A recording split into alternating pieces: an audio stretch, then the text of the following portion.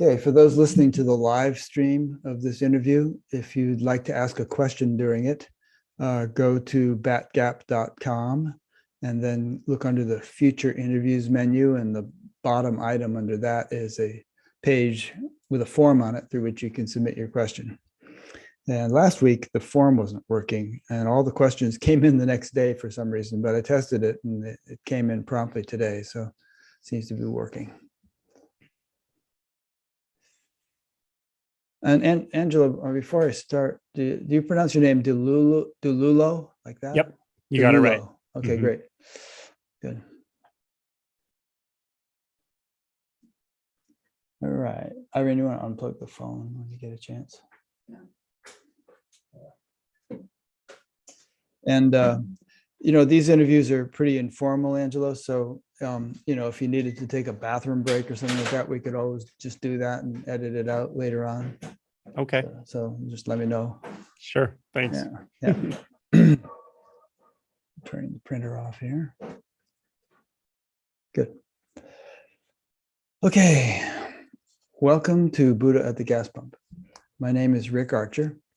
Buddha at the Gas Pump is an ongoing series of conversations with spiritually awakening people. We've done well over 600 of them now. And if this is new to you and you'd like to check out previous ones, go to batgap.com, BATGAP, and look under the past interviews menu. This program is made possible through the support of appreciative listeners and viewers. So if you appreciate it and would like to help support it, there's PayPal buttons on the website, and there's also a page which explains alternatives to PayPal. My guest today is Angelo Dilullo. Angelo is an anesthesiologist living in the Denver area, but that's not why we're going to be talking to him, as you'll see in a minute. And he wrote out a bio here, but I think I am going to mostly let him tell his story rather than just read his bio to you. But I'll just read one paragraph of it.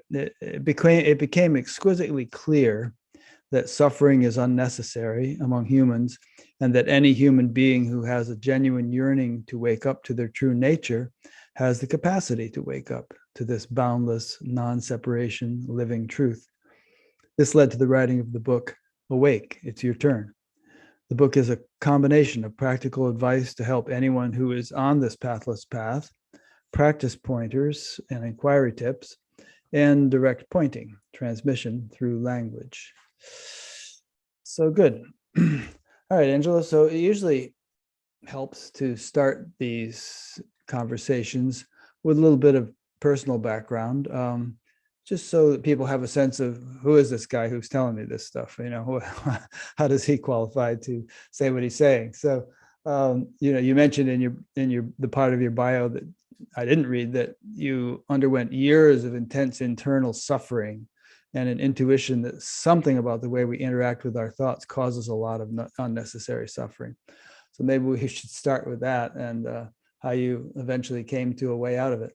Sure. Yeah. So I grew up American family, sort of in the West in Colorado. I would say that my degree of suffering, my degree of internal angst, stress, the feeling of just being out of sorts with life was very much out of proportion with the sort of family dynamics that I grew up in and so forth. I mean, of course, there were some dysfunction and so forth, but this was just fully beyond that. And it started really when I was a kid. I remembered very distinctly being in presence as a child most of the time and noticing thoughts.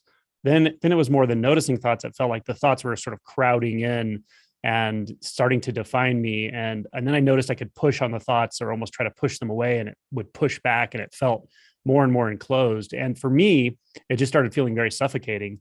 By the time I was probably in my early teens, I felt that there was just something pervasively wrong. I didn't know what it was, but my assumption was, or my conclusion was, that it was wrong with me.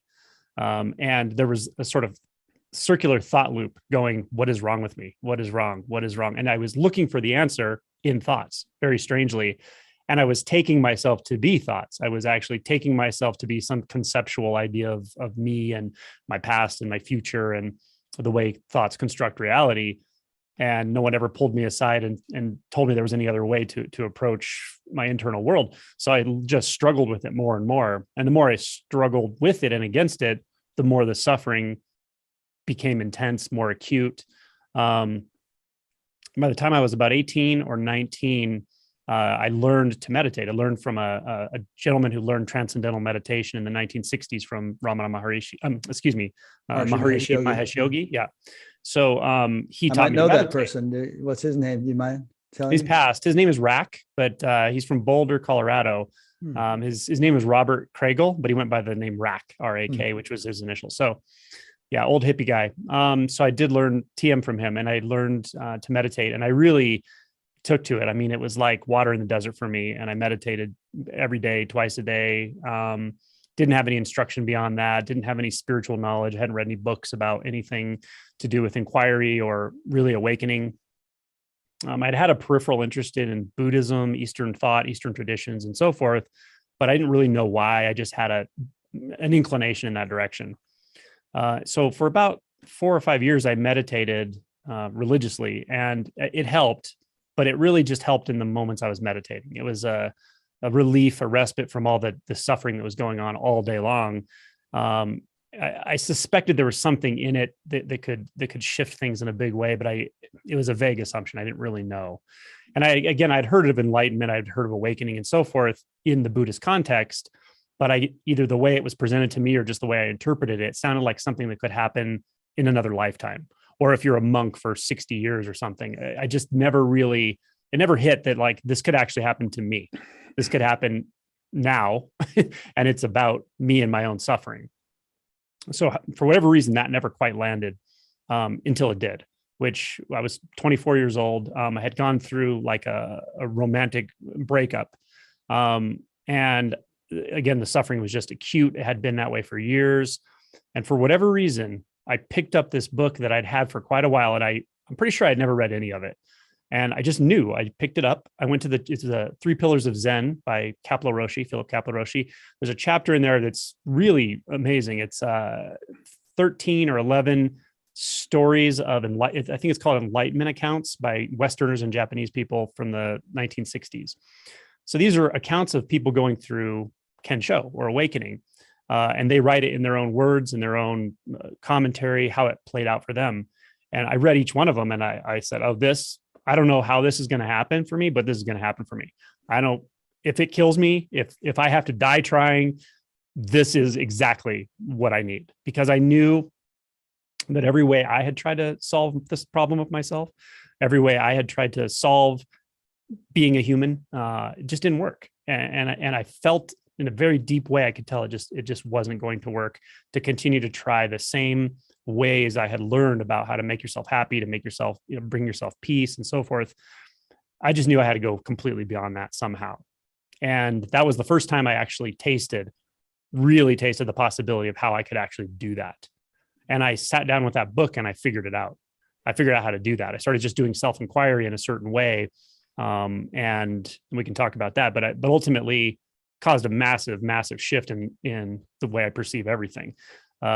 And it kind of came in 2 phases. It was more than that, actually, but generally speaking, there was one major shift at one night while I was meditating and doing this kind of practice, where literally everything was being, just pure conscious being. It wasn't experiential. It was the identity just dissolved into it. So there was no personal identity, really. There was a universal consciousness identity, an identity of being, pure being.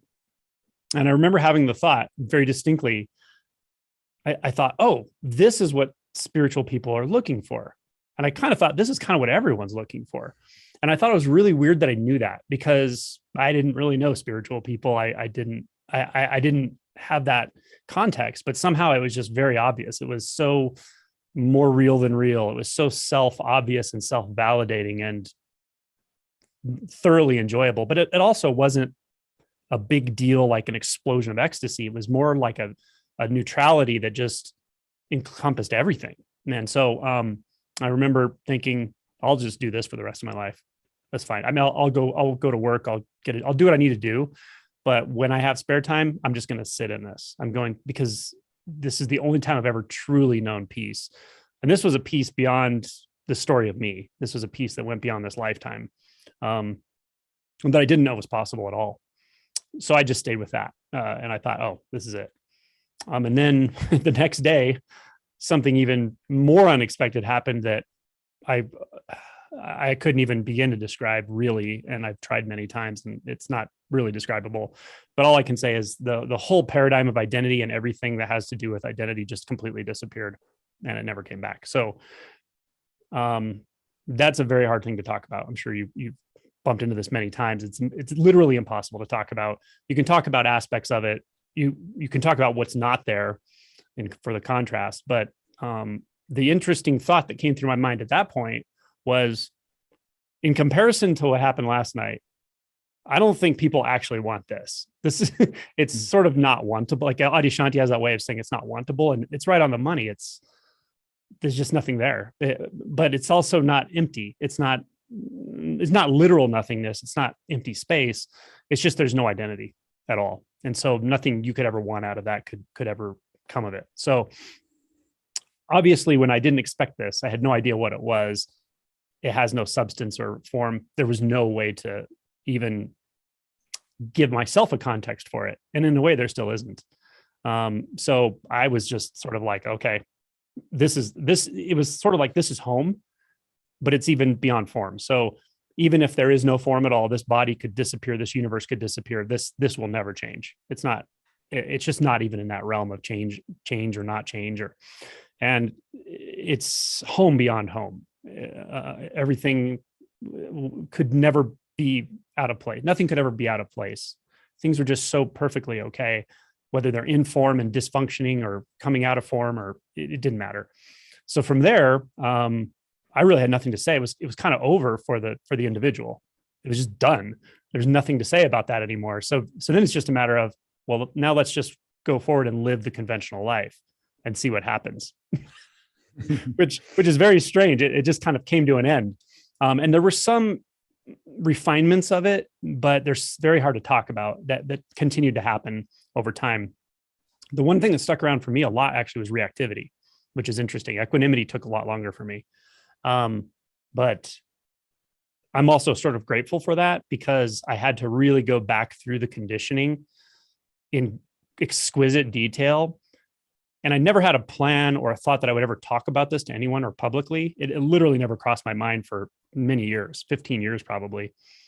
But in retrospect, it worked out perfectly. I was able to explain it in a way to myself and to others that to me, at least to me, it was satisfying that I could actually show someone, if you really, really want to look at this, if you really want to dig in this way, it's possible for you.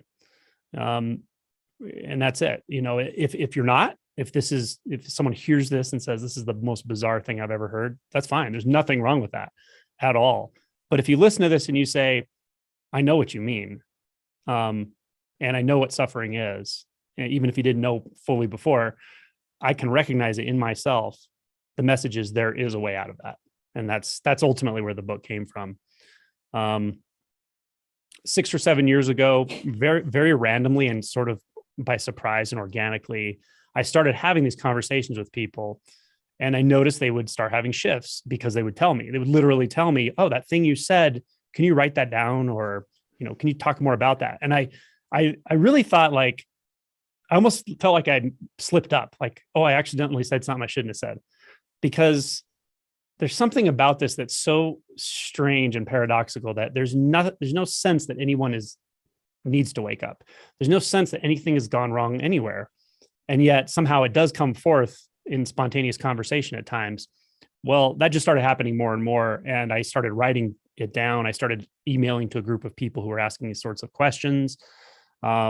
And then from there, I had written so much. It really surprised me how much I had written, how much volume I had written, but it was really disjointed. It wasn't coherent as far as like being able to put in a book or something. So I sort of put that on the shelf for a few years. I thought I probably won't write a book with this, but I have a lot of this stuff I had written, and I would occasionally send it to people if a certain topic seemed to come up in their experience. And then literally I was sitting on a beach in Jamaica, and the chapters of the book downloaded in my brain. It was really, really strange. All of a sudden I knew the structure of the book.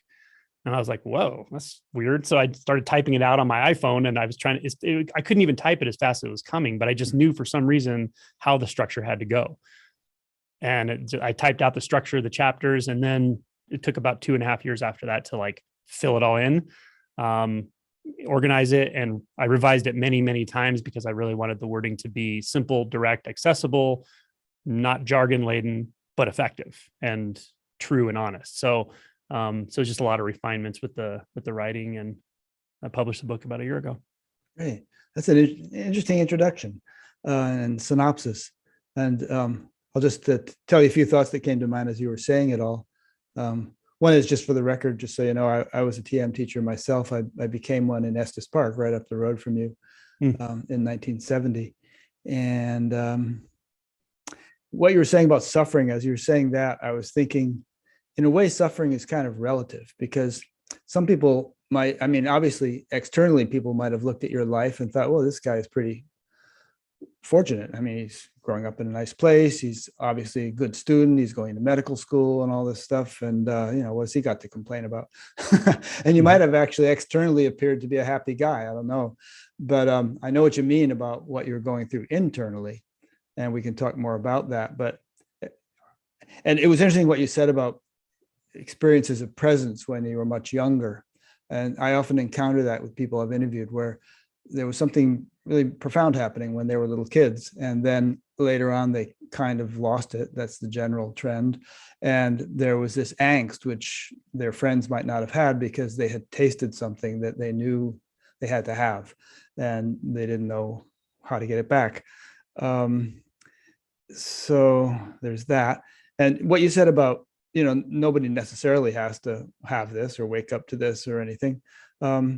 True. But there's a couple of rebuttals to that, perhaps. One is that everybody has to have this, and eventually, ultimately will.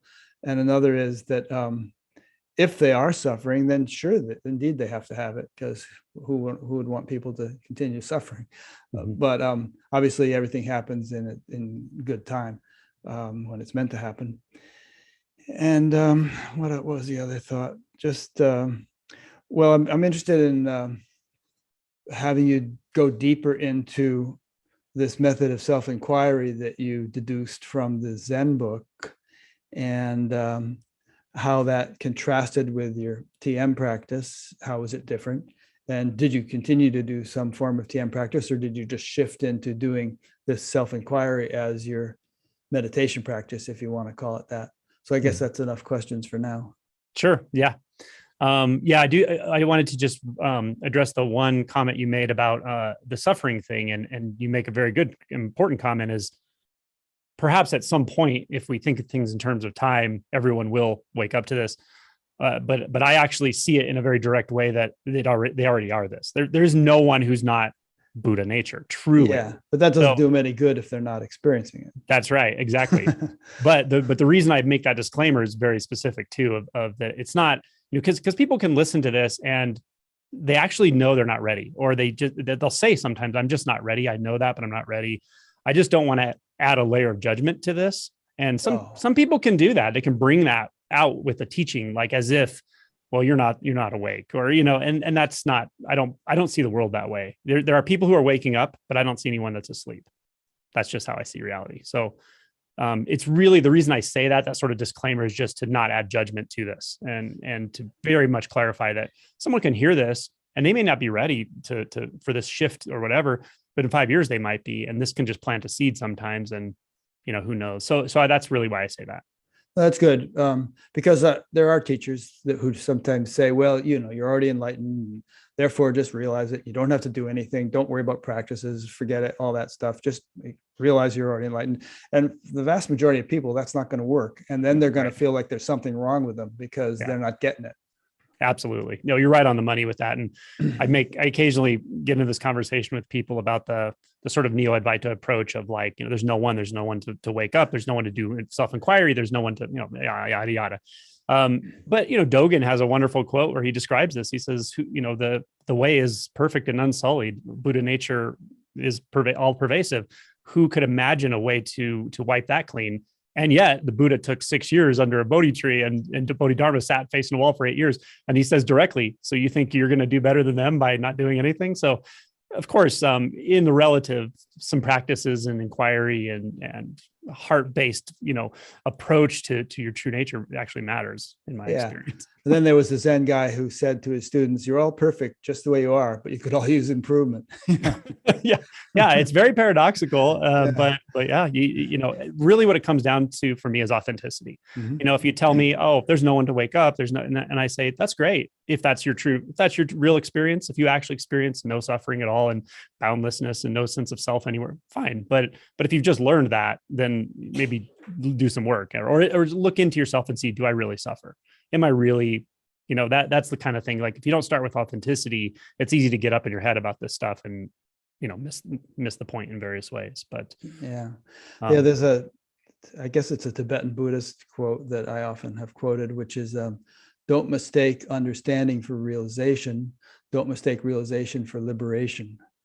Yeah. And, a lot of times people that you mentioned, Neo Advaita, a lot of times people, read a bunch of books and listen to a bunch of talks and they end up mistaking understanding for realization. Mm-hmm. Absolutely. And that's not very helpful. Yeah.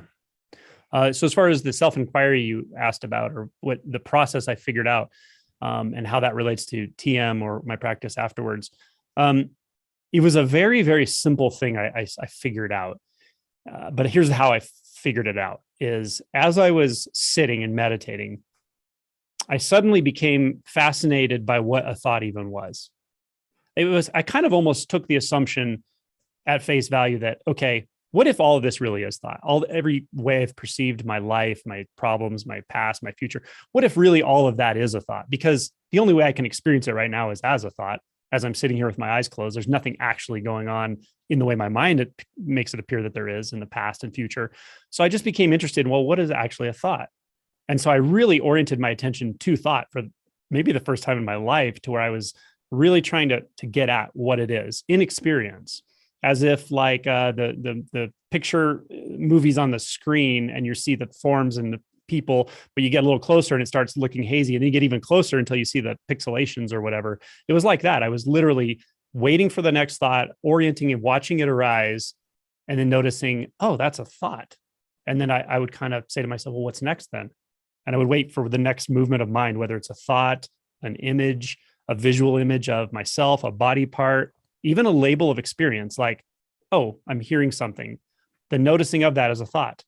Whoa. And then the mind just got quieter and quieter. But it wasn't an experience of dissociation. I want to make that clear because a lot of us can dissociate too. And it wasn't it was much more intimate. So as I recognized each thought as a thought, it was as if the substance of the thought got closer to me until there was only the substance of the thought, what it's actually made of, the thinking stuff. We call it consciousness, but I wasn't calling it anything. And then I was made out of that. Then it was like the gap between what I perceived as myself as the thinker and the thought closed completely. And then there was only that pure sense of, you could say the pure sense of I, but I wasn't labeling it at all. It was just self-obvious. So pure thinkingness, pure consciousness, pure light of thinking without any object whatsoever. And I had heard this, like when you do transcendental meditation training, they talk about this in a sense, they get at like, pure consciousness and getting to the root of thought. But that was always conceptual to me. When this happened, I knew exactly what that meant. And I knew what a lot of things meant that I had heard, but stored in a informational way. And then it was just, oh, that is what I am. It is just that pure consciousness.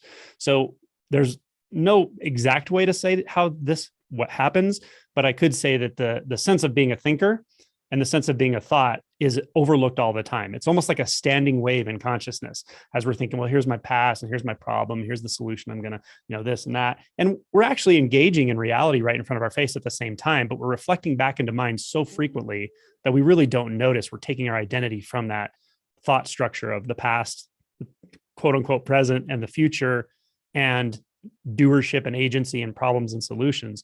So it's a sort of a standing wave of the unseen thinker back here, apart from the thought structures that we're taking to be our life and reality.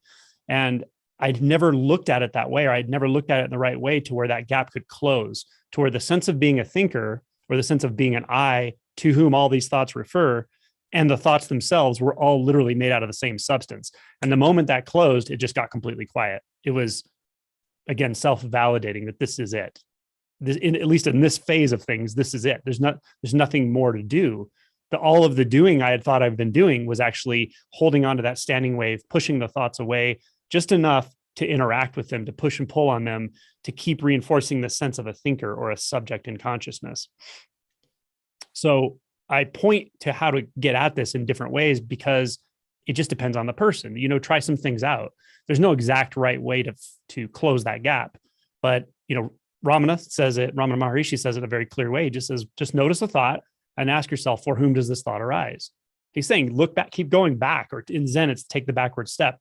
All of these, at least in this first phase, are really trying to get back to that sense of subjectivity and realizing that you're assuming and overlooking yourself as a distinct entity apart from everything in consciousness without knowing you're doing it. And the moment it clicks, it's like, whoa. Another way would be notice the space between thoughts. What is it made out of? Or follow the thought back to the sense of I, and then back to the thought, and see if you can actually find a dividing line or a gap. If you have access to, or it makes sense, just rest in the sense of pure I am. I am before I am becomes anything. And that's one of those sayings that, like, once you've done it, it's so easy.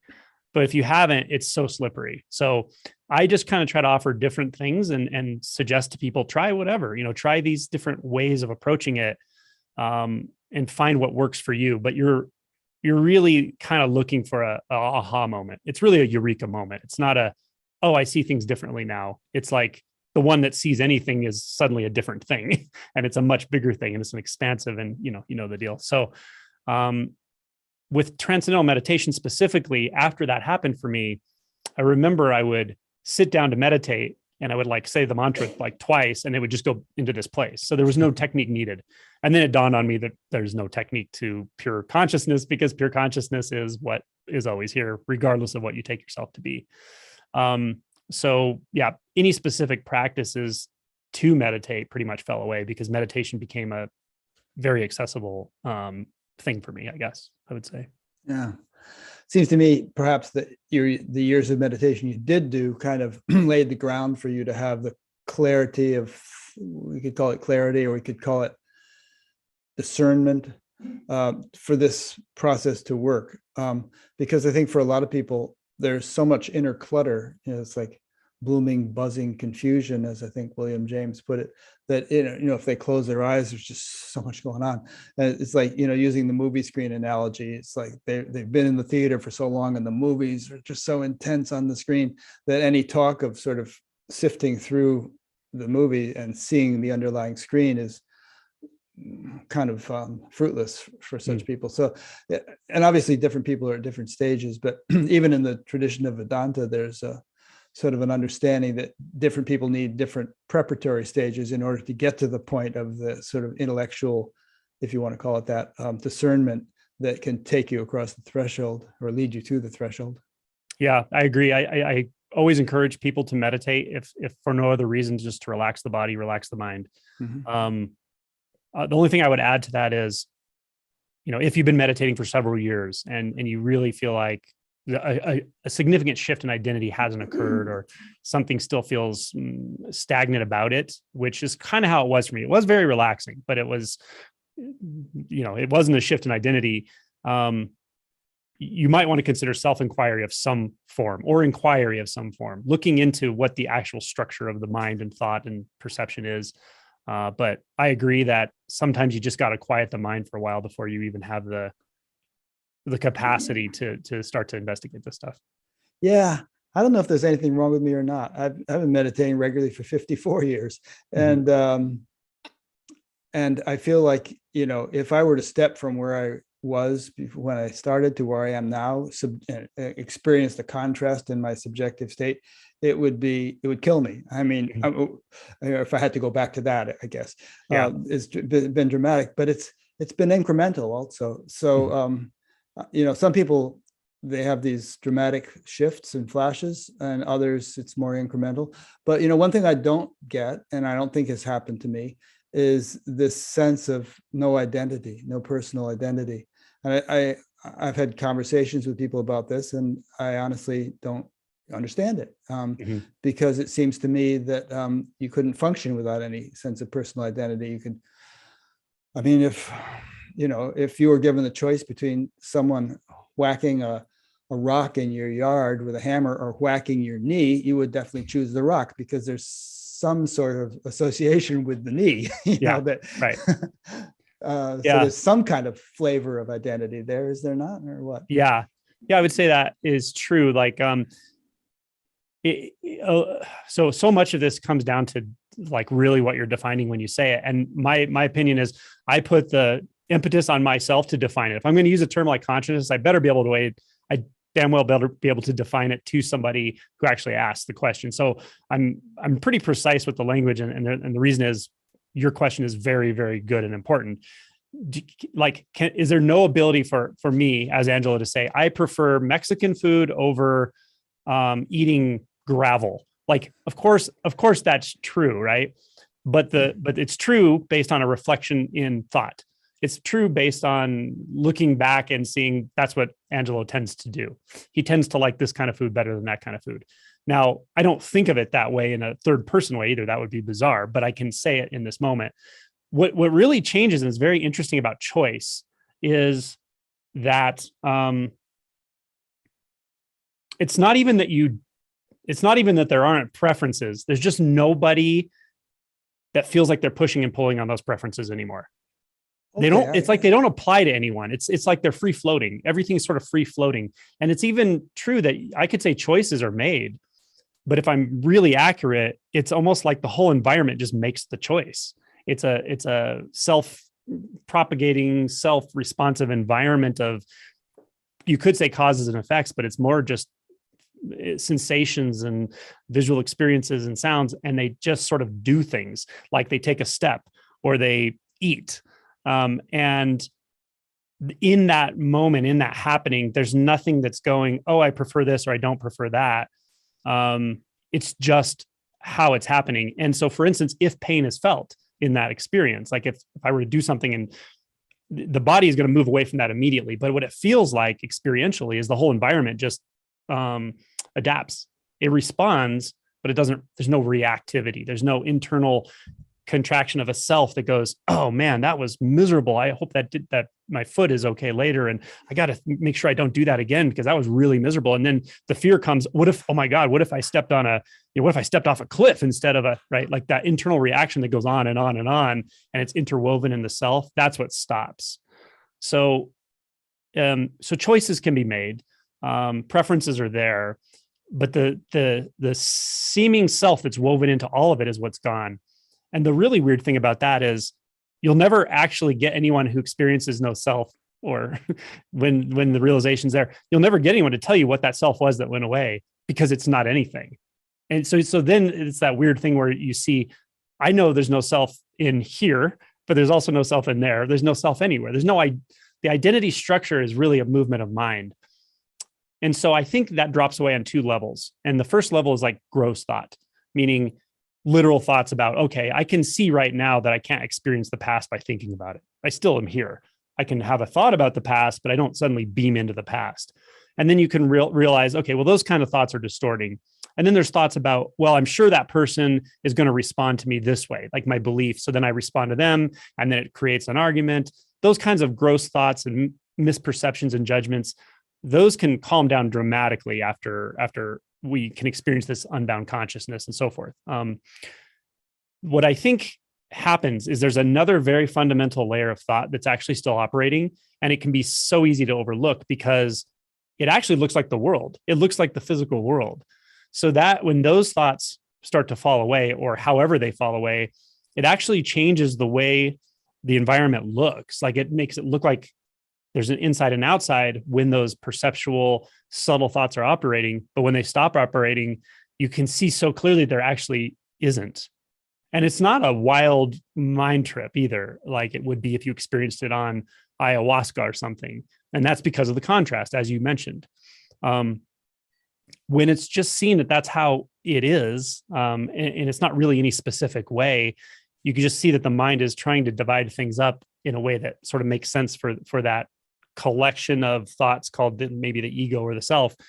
It's just not happening. So then the formless nature of seeming objects and so forth is just really obvious suddenly.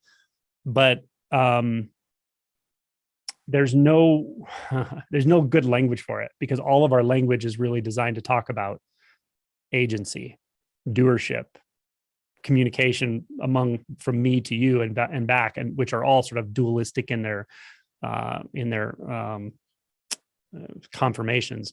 So this subtle layer of thought really has a couple of components to it, but one of them is just reactivity, and seeing that the sense of being something, even the subtle sense of being something that's reacting to the environment. And it's interesting you brought up preferences, because it really does come down to that. And it's peeling away the natural preference or the natural, let's say, response or inclination that the body mind has to like this taste versus that taste, to enjoy a massage more than it enjoys slamming its finger in the door. Like those don't have to be taken apart or messed with. You just get really clear at seeing what it is that feels like it's reacting to them, that's contracting inward, or that's feeling like a self, or that's responding in thoughts and turning it into a story. And those can like peel apart. And it's a very strange process when they do. And then once that happens, there's this pretty pervasive feeling of equanimity. Like it really does not matter what happens.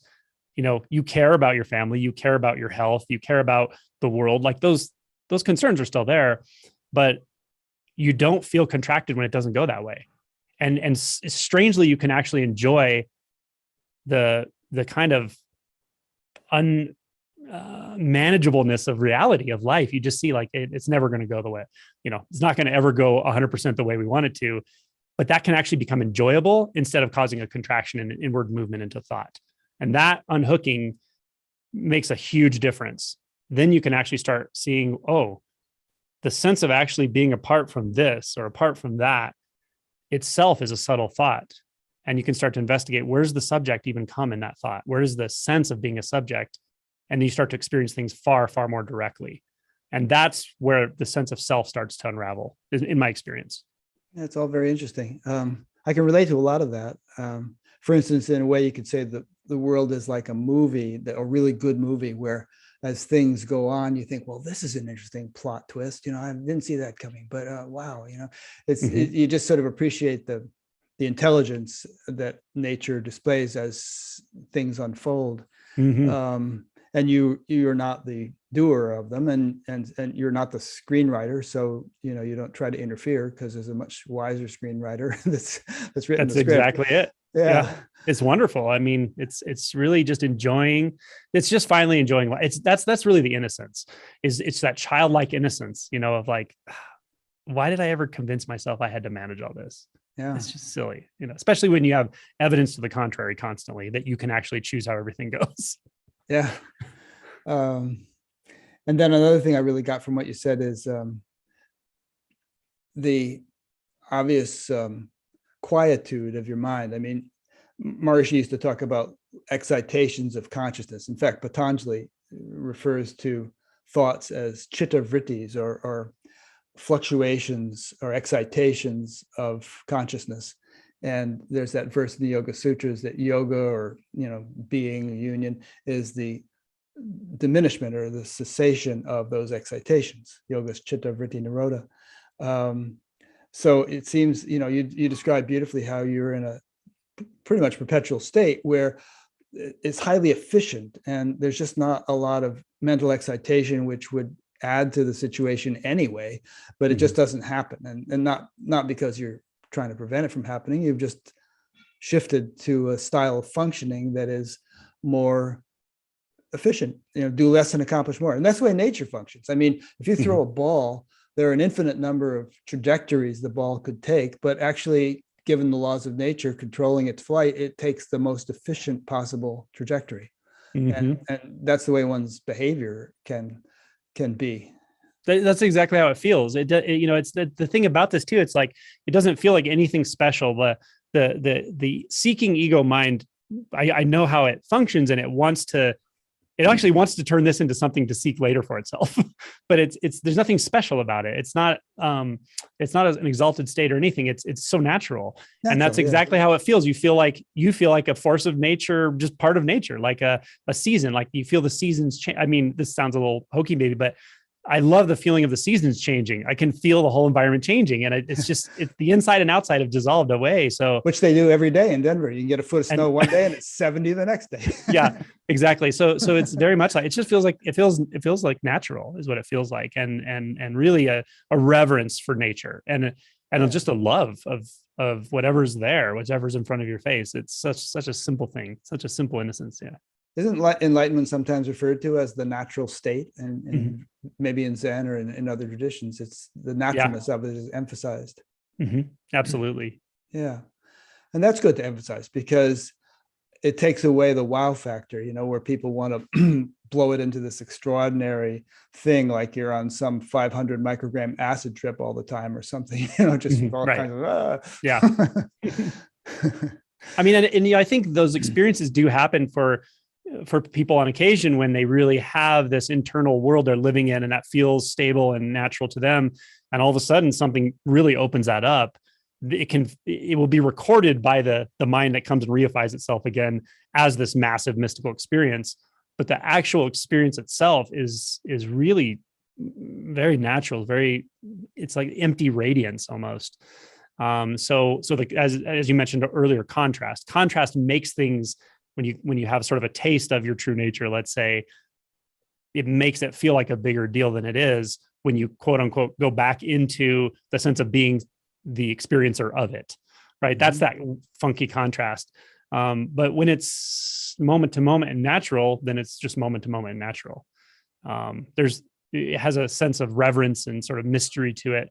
But you're not jumping up and down in ecstasy either. And you can feel pain. Like the body can definitely experience pain, physical pain, of course. Yeah.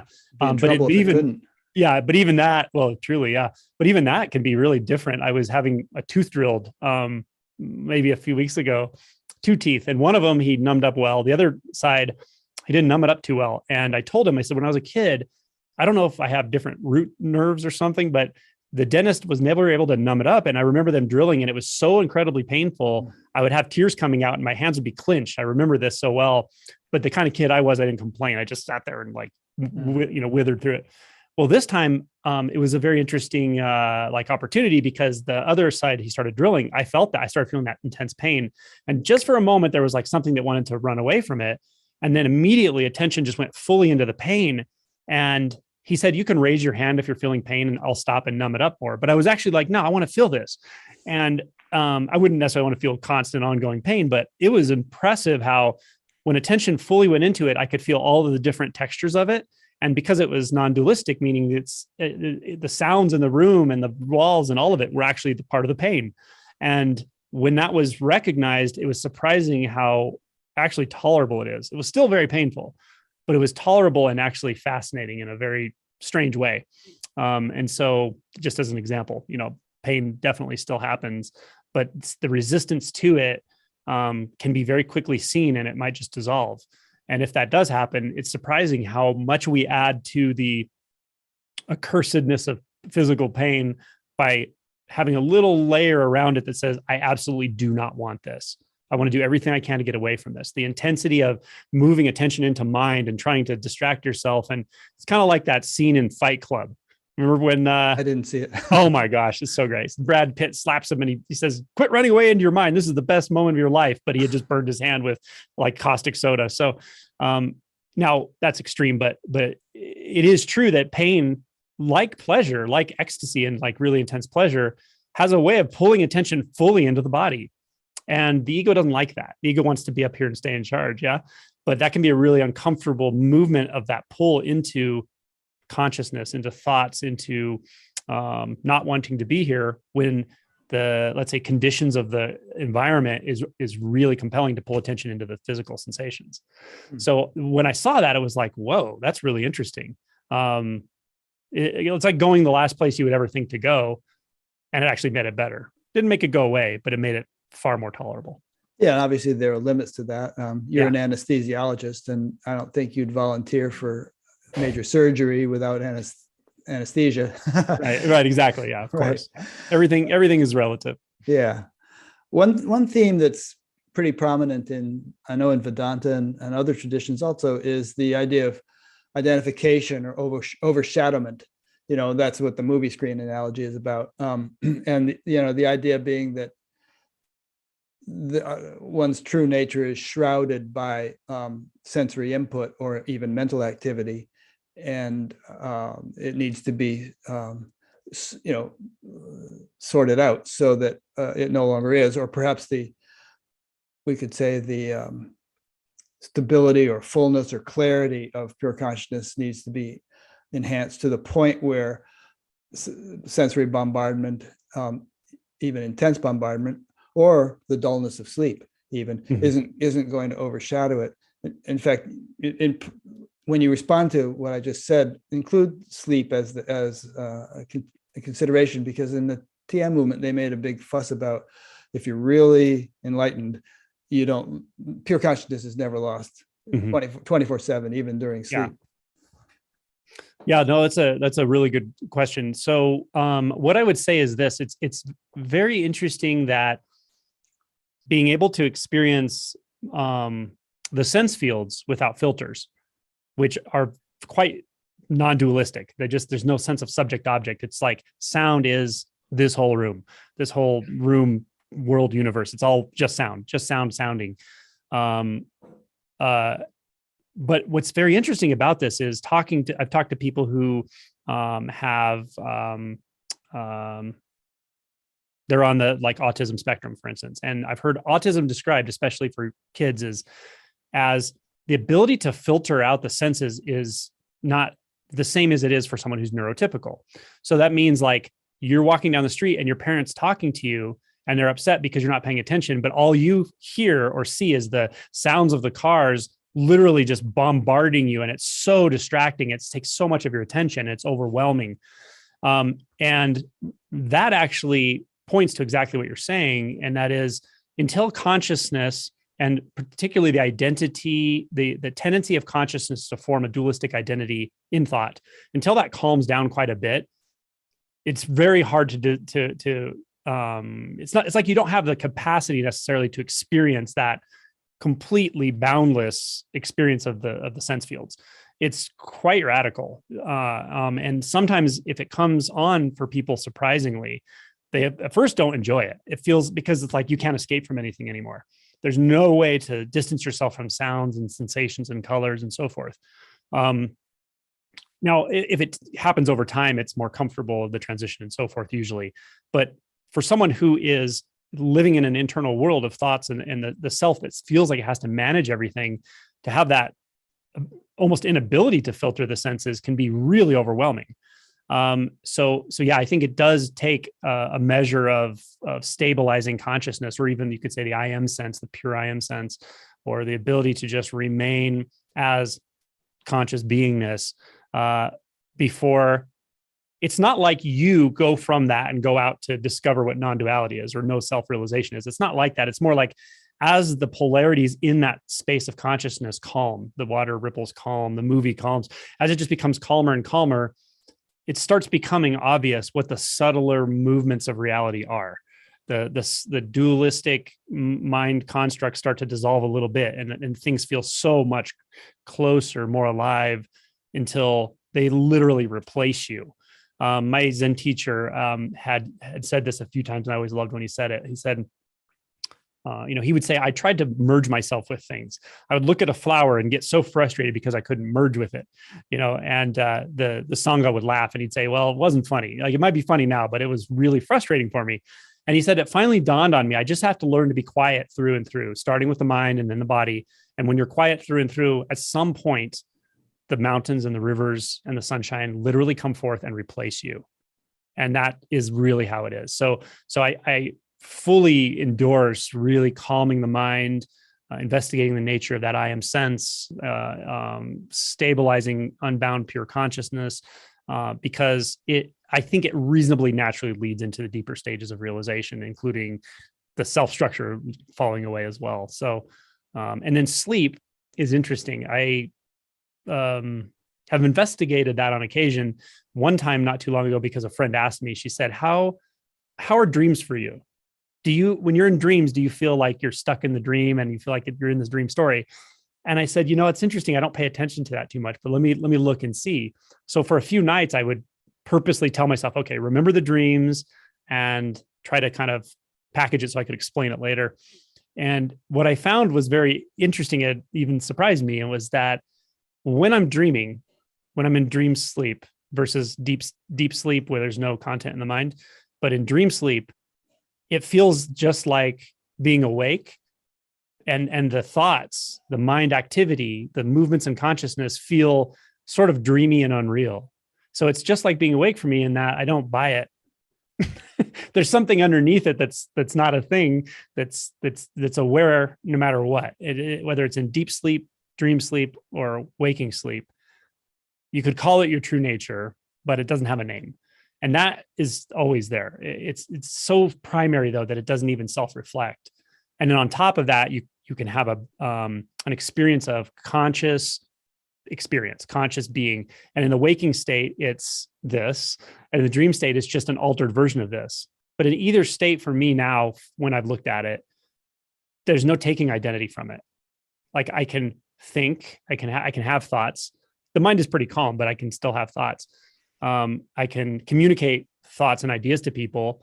So I can use them in those practical ways, let's say, use thoughts and concepts and so forth, but there's nothing that believes it. Strangely enough, it's like a play. And behind it, there's nothingness or emptiness or shunyata or the undifferentiated or indeterminacy, like this undifferentiated aliveness, not blankness or blackness or bare awareness. It's more, it's the substance of substancelessness from which substance arises. I don't know, but that's underneath it all the time, whether it's in dream sleep, deep sleep, or waking sleep, or waking up, being awake. That's interesting.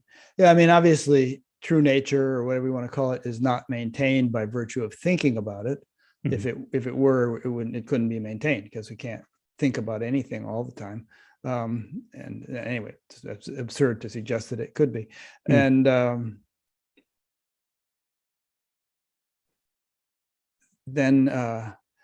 so that would apply to waking, dreaming, and deep sleep. Deep sleep is the only of those three states in which you can't think anyway. The thinking is totally shut down. But I think what I heard you say is that even there's something different about the nature of your experience than there was, when you were a teenager or whatever, before your awakening, because in some sense, even though you're not mentally active, that true nature abides. Absolutely. Yeah. So that's a great way of saying it. Yeah. Yeah. Can you make that a little bit more vivid? I mean, how do you know if you're not thinking thoughts? Does true nature sort of recognize itself in a non-thinking way, and you're like, here I am, without actually saying that, or is it in retrospect, as you come out of sleep, you think, oh, that was there the whole time, or how does it work? What's the subject? I'm sure it's going to be hard to explain, but do your best. It's very, very hard to explain because there's no subjective experience. First of all, the subjectivity is not there. This is below the split between subject and object in actual experience, in the physical experience, and it is. By below, you mean more primordial, more fundamental. Yeah. Mm-hmm. Yep. And it is it's not self-aware in any way that we could possibly think about it. Mm-hmm. So I could almost say what's not happening is the loudest thing in the room all the time. And I can't even differentiate right now from deep sleep, literally from that place, which is not a place. There's not even time. There's not even an ability to differentiate time into slices of this, then this, then this. It's before conditions arise.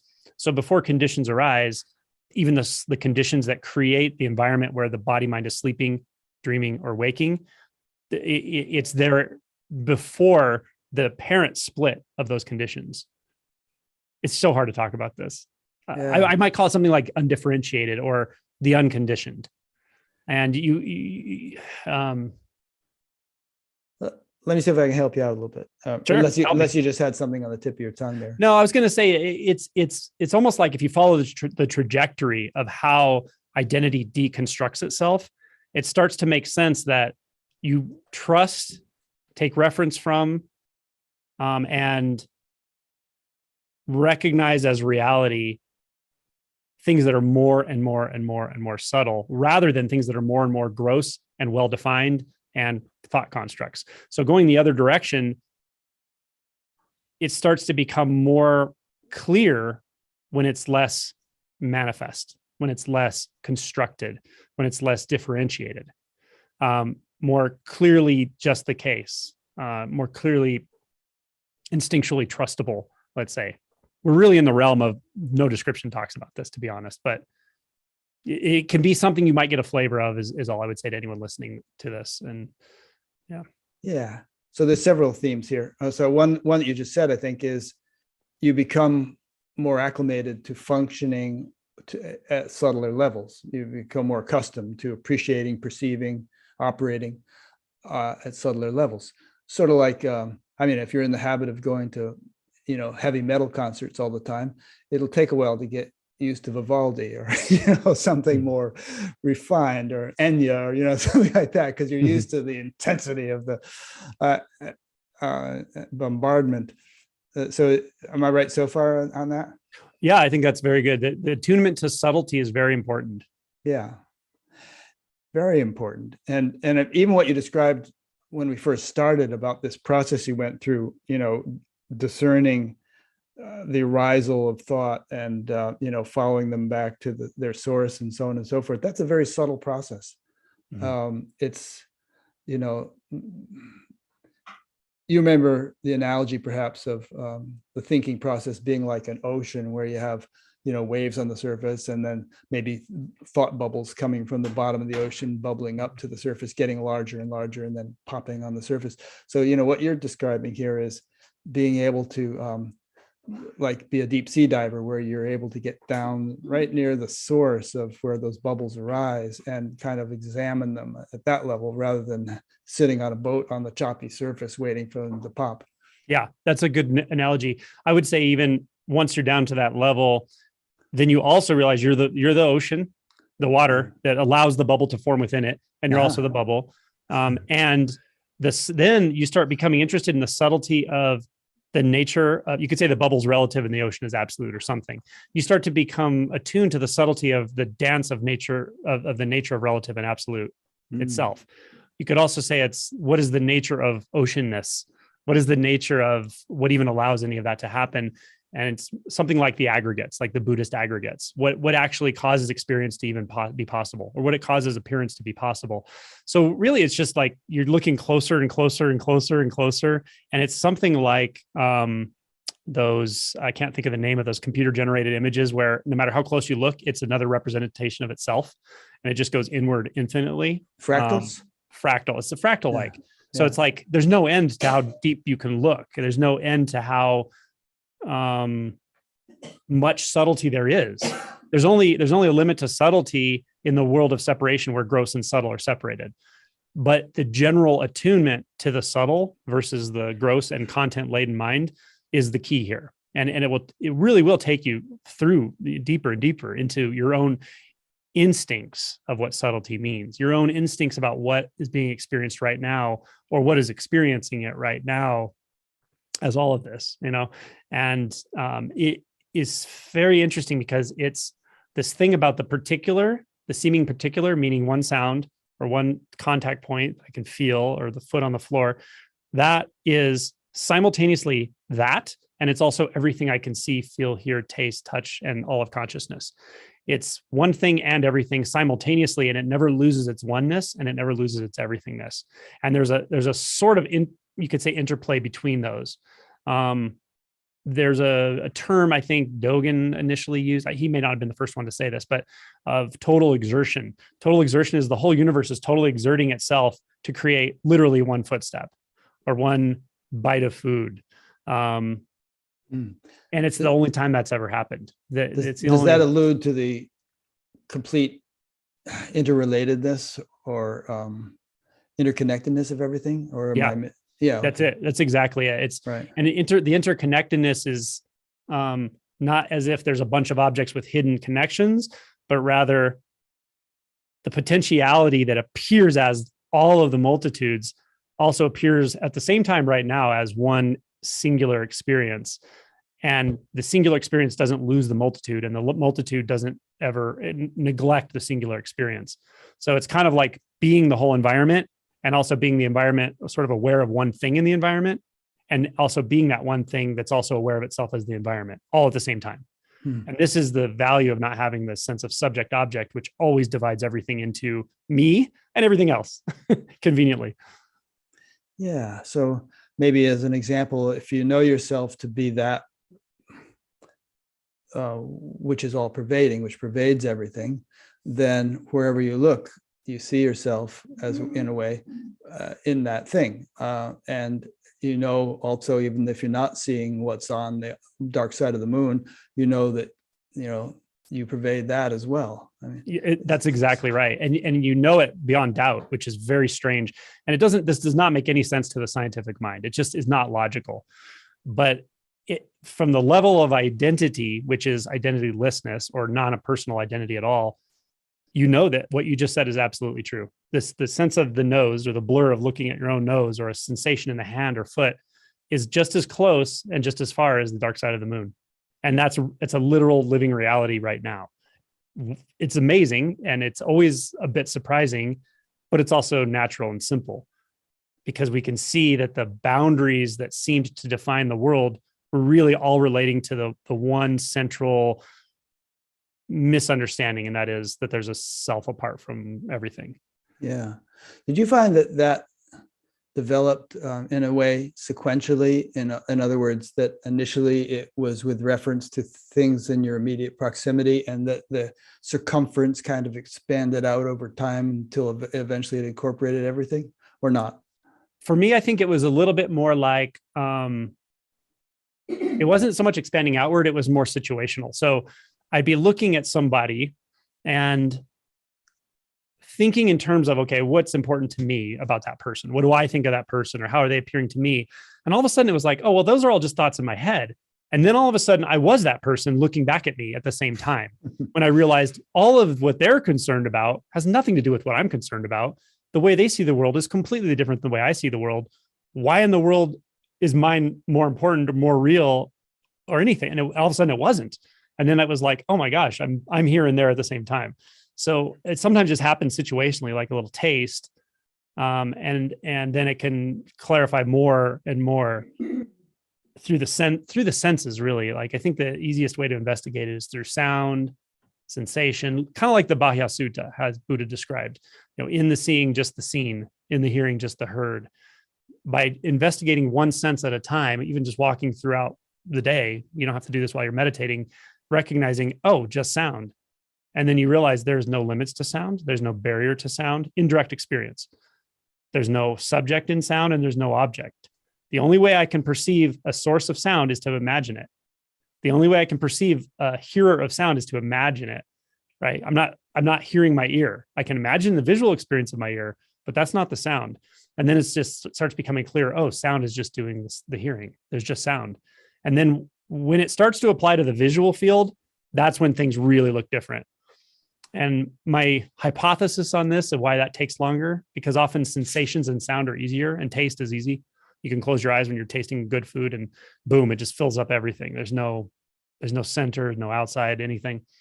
But with the visual field, I think it's a little trickier, probably because of brain function. This is just a theory.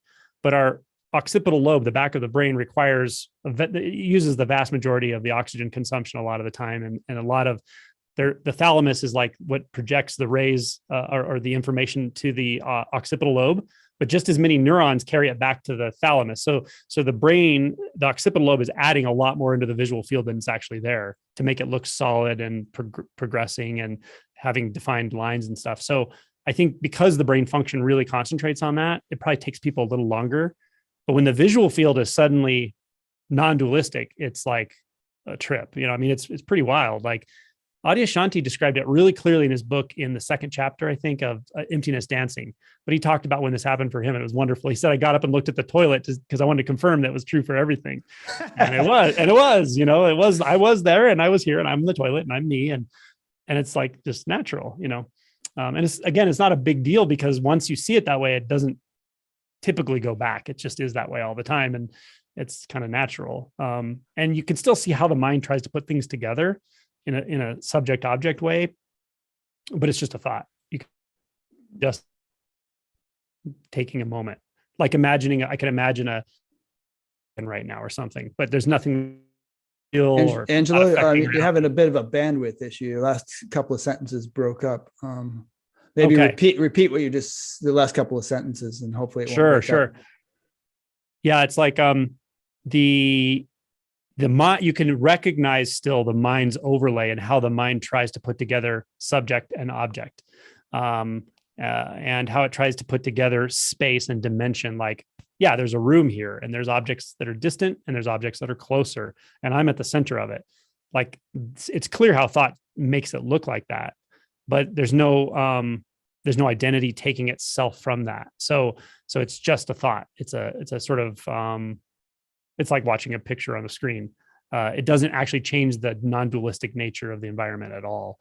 And so the example I gave is I can imagine something like a blue dragon, or I can imagine a pig right now, but it doesn't suddenly appear in this room.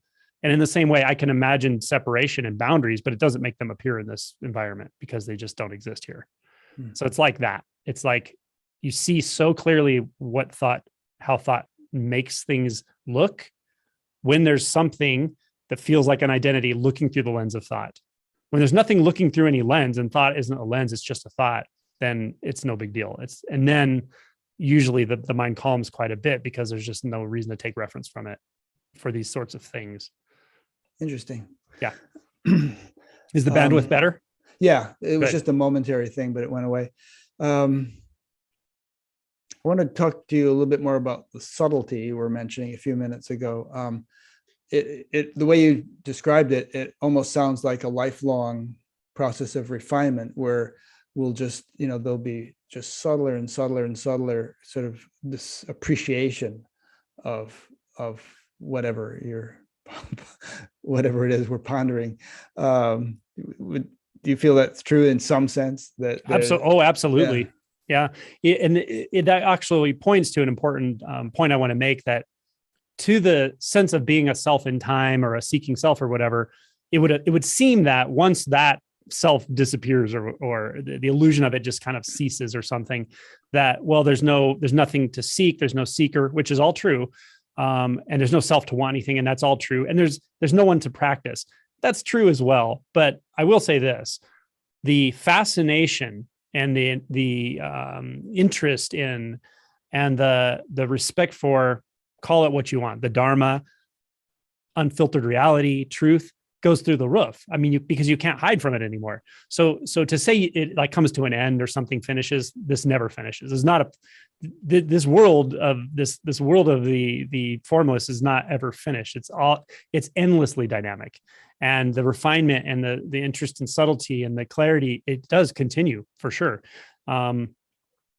It's nice because there's no sense of something depending on it anymore. There's no sense of my happiness hinges upon this. That's gone. So it's just a simple natural enjoyment of, I could sit there and stare at the wall for 4 hours, and that's probably the best thing. Like I love to sit. Doesn't even have to be a sort of practice of meditation or anything like that, but just the depth of experience is so enjoyable. So you don't have to do anything special to add enjoyment to your life anymore because it's already here. And that might not sound desirable, or I don't know what that sounds like to somebody who has a lot of identity built into goals later on in life and getting places. But I will say that it doesn't mean you stop doing anything. You still can be active and, still engage in things, and you can still make plans, of course, but it's a very simple thing. It happens in the moment. A plan is made. It's forgotten about. It doesn't, my self-esteem does not depend on that plan. Whether I'm a good person or bad person doesn't hinge upon whether that plan completely blows up in my face or actually comes to fruition. So things in the practical sense continue on. The conventional world carries on just fine. But it is infinitely subtle, and it can just be zoomed into at any moment, and it is all the time, in a sense, into the sense fields, into consciousness. And there's not even boundaries between those, really, unless I talk about it. There's not a boundary between self, other consciousness, the sense fields, the body, the mind, the external environment. There just aren't boundaries. Yeah. Good. So it sort of carries itself deeper, and it carries itself on. Yeah, I always feel like my whole understanding so far is that there's this evolutionary force in the universe, or something, trajectory or force, and that it operates on every level and always will be operating. There's Saint Teresa of Avila said it appears that God himself is on the journey. That and like what you were saying a minute ago, the word santosh came to mind, which means contentment. There's a contentment that dawns, and so it's not ruffled, it's not added to significantly or detracted from significantly by the successes and failures in life, but it provides a beautiful foundation, and it doesn't deprive you of motivation. You can be very content, and yet at the same time have all kinds of interests and aspirations and fascination with the subtle explanation you're talking about, for instance. Yeah, I would even say, at least for me in my life, with that kind of contentment, things are certainly more effortless. In a sense, everything is effortless. But in the relative, I can tell you, sure, the body gets tired if I work long hours or stay awake too long, and so that's all true. But generally speaking, moment to moment, things just feel enjoyable and effortless. So I probably do more than I ever thought I would do, as far as how much I kind of accomplish during the day. But what's really strange about this is there's no fixation on that as how I need to be, because that could change tomorrow. Tomorrow I might sit all day long in presence and just meditate and not do anything at all. And that's fine. That's just what's happening. I don't need to go against that. It feels natural to do that. So shifting gears, expectations changing for you, those kinds of things that are actually quite heavy when there's a self that's always trying to manage everything, suddenly those are no big deal. In fact, they become enjoyable when it's like, oh, well, I just blew up. Okay, that's not going to happen. Yeah. I didn't know I was going to finish the book till I finished it. I wasn't sure, There's a nice phrase which you might like, which you may have heard, which is Brahman is the charioteer, meaning, you're not driving it anymore. It's beautiful. Yeah. The question came in. Let's ask that. This is from Michael in Austin, Texas. For my most transcendental moments, I hesitate to label it as experiencing pure consciousness. It seems to me that pure consciousness is more transcendent than the most transcendental moment that I, quote unquote, experience. When you say pure consciousness, are you speaking metaphysically, or is it more your experience of personal consciousness or other? I would say it's a very experiential designation or description I'm using. And there are other ways to say it. I don't have to use the term pure consciousness. Depending on who experiences it, some people would describe it as the pure sense of I am, very clearly. That's what it is to them. And it's just undeniable. It's not questionable, because it's the primary sense of knowing, and it's I. Yeah. So that's how some people experience it. Other people would describe it as pure being. But I think the key factors I say consciousness, because to me, you enter this through the thought gate, through the thought space, through the thinking place. That's usually where you come in contact with this unbound consciousness. When I say unbound, I mean not bound by subject, object, or thinker and thought, or it's not divided up by thoughts. So the labels don't matter so much as some of the qualities of it. So one of the qualities of it is that it's like, no matter how far you go in that, how you never stop being that, and you never come across anything that's not that. So it's whatever direction, even if there's not really directions in it, which there kind of isn't, but it's deep, infinitely deep, infinitely up, down, back, forward, it's all the same stuff. It's purity of experience, and it's the primary knowing of experience as anything you take yourself to be. I would say that the litmus test for what I would call an initial shift or awakening or kensho, which can be quite dramatic, but to be honest, it can also happen slowly over time. It definitely does that at times. When you really pound on it with self-inquiry, it tends to be a pretty dramatic shift, but it doesn't matter. But the litmus test for that, in my experience, is that something about who you take yourself to be has significantly changed. And it may have changed so much that you don't even take yourself to be anything specifically. It just feels like what felt enclosed, small, thought-based suddenly feels like boom. It's just all around, everything all around. When I sit and meditate, I can just go into this space so easily because I'm already there. Yeah.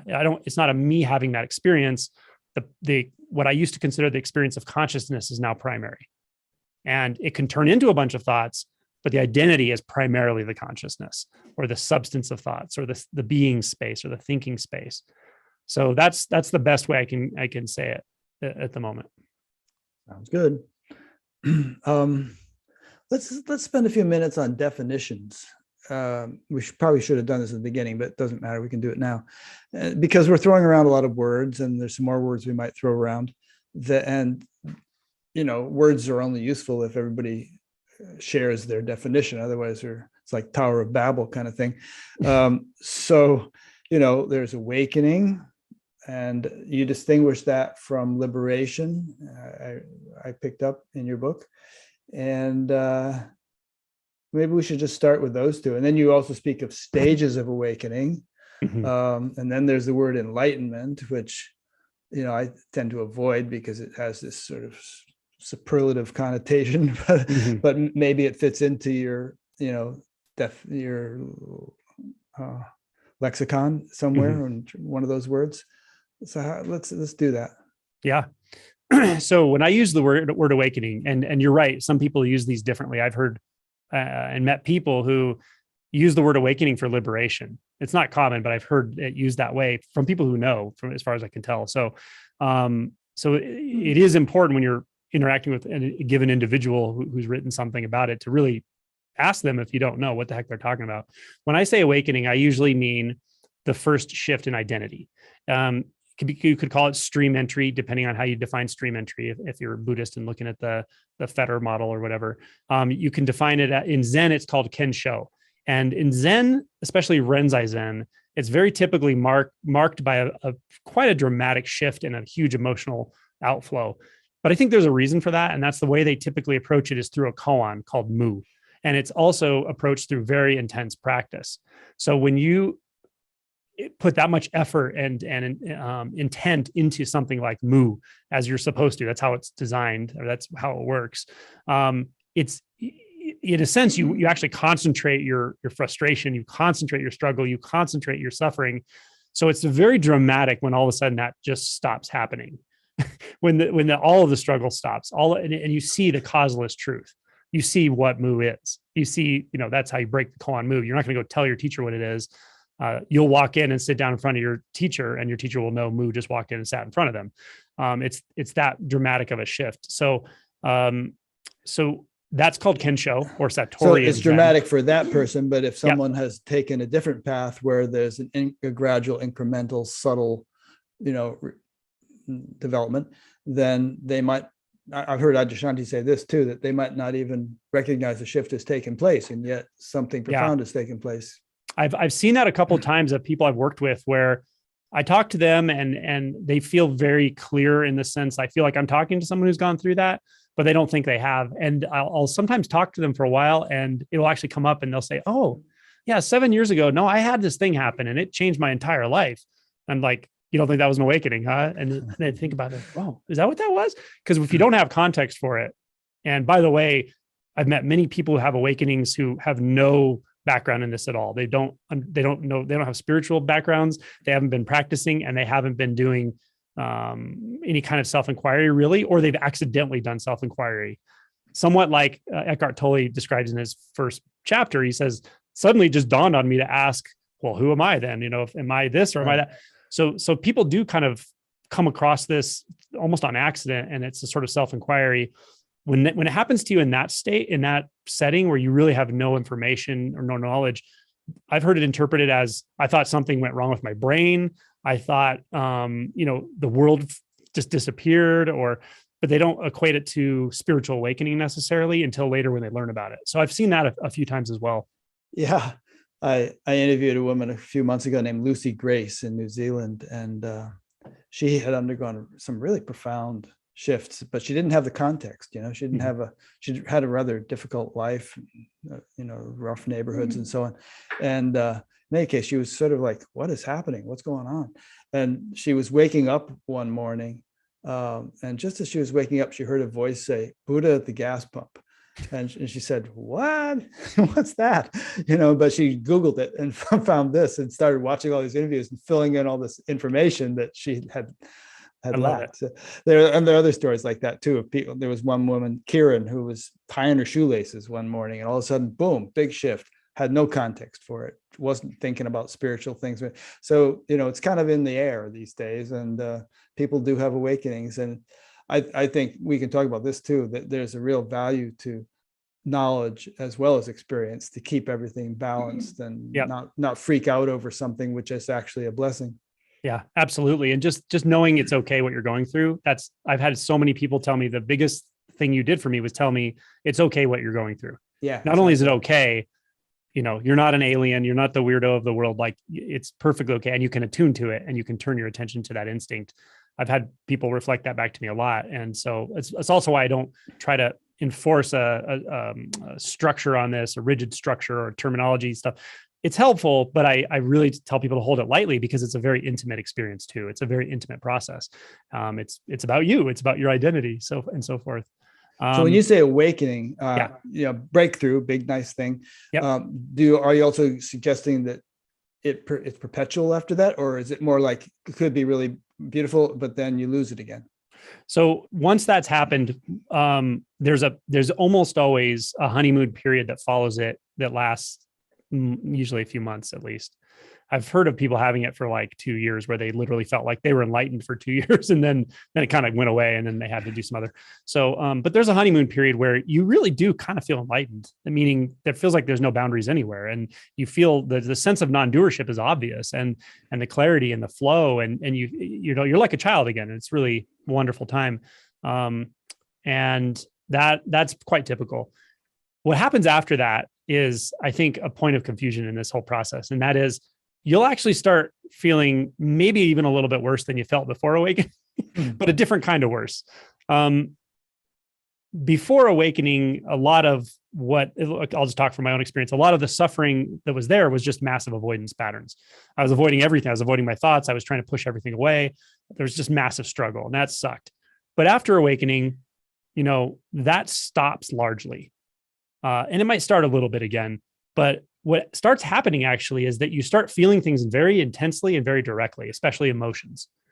And when that happens, your mind will even interpret that as worse because that's what you thought you were trying to avoid before awakening with all the mental activity and noise and struggle.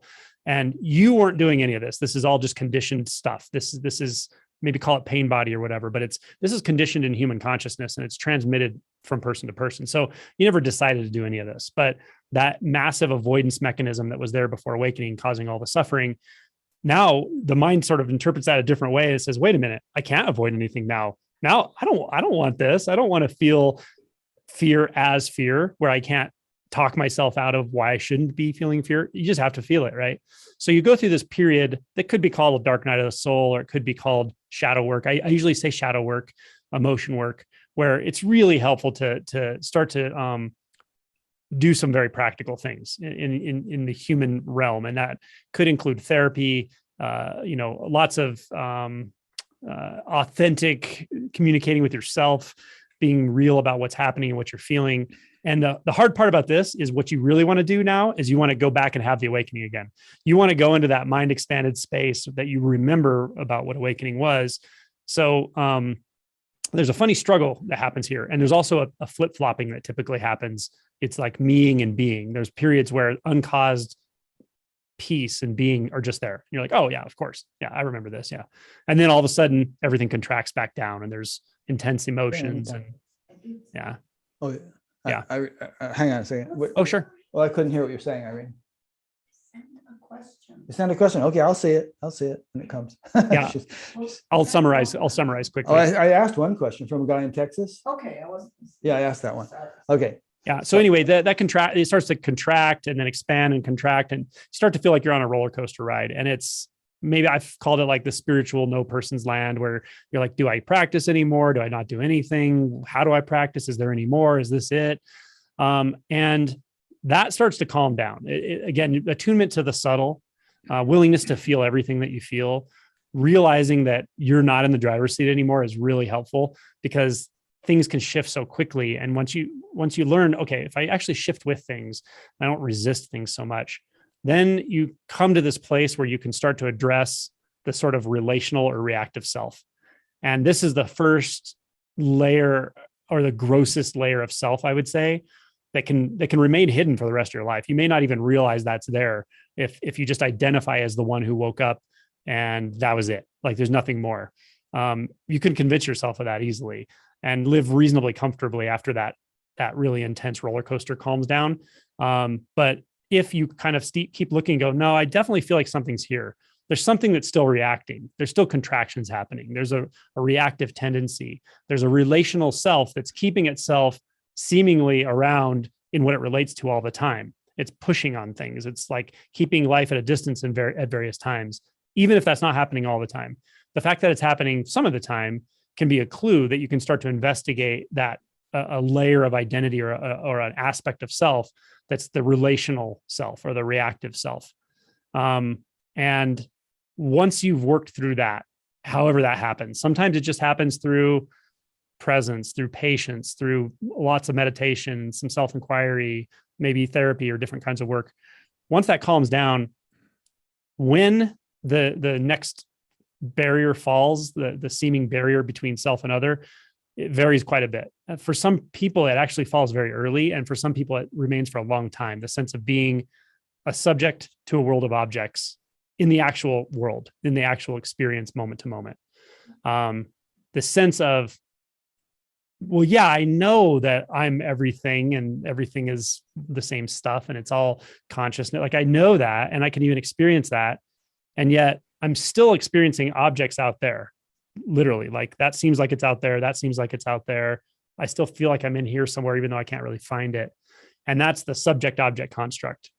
And when that dissolves, then you start to truly experience what I would call non-duality, not like Neo-Advaita type non-duality, which is a sort of teaching style, but literally not experiencing the division between you and everything that's not you.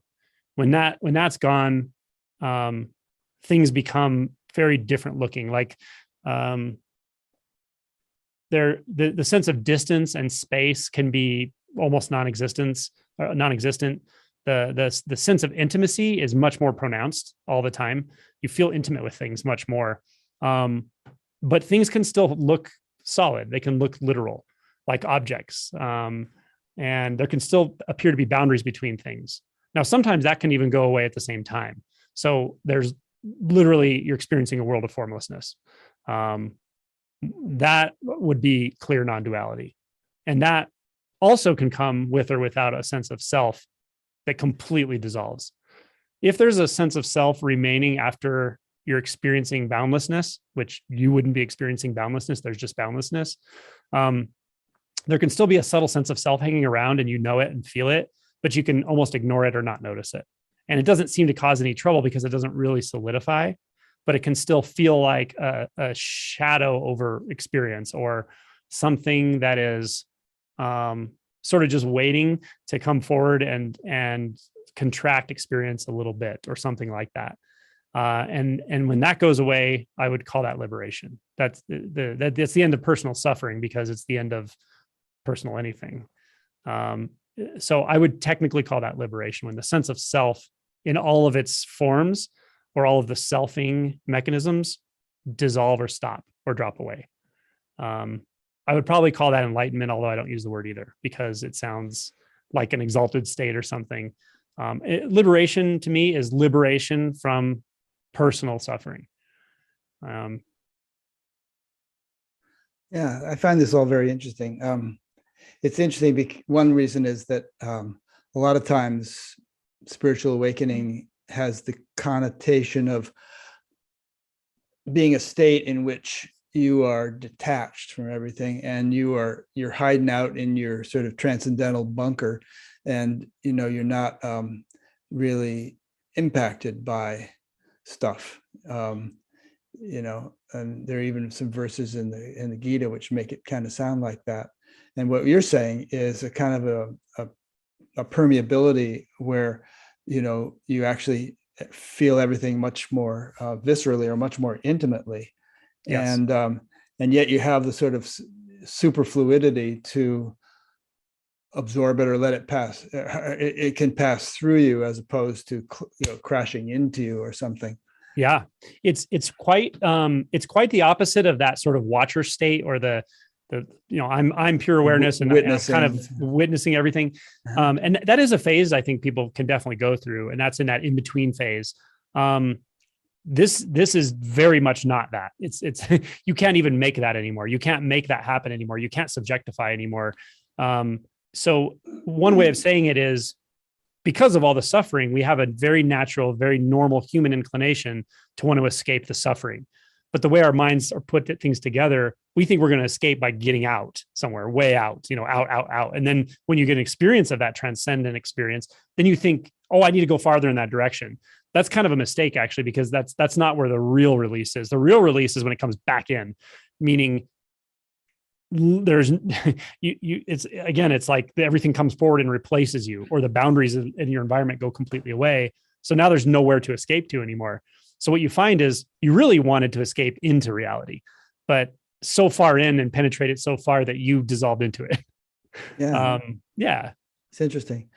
And then the second thought that came to mind is that what you described a minute ago kind of describes my experience in a way where, there's this nice sort of inner settledness or relaxation or contentment or fulfillment, or in a sense of not constrained or bound or anything. And yet, when I walk through the woods, trees are trees. I don't get the sort of oneness thing that you're describing, or that other people describe. So it doesn't bother me. I just assume, well, that's somewhere down the line, but it hasn't really become my living reality. Mm-hmm. And yeah, so a lot of people are there, and very simple. The thing about this is two things I will say to contrast to the ways we normally think about waking up more, or spirituality. One is, it's not about it's not about meditation so much.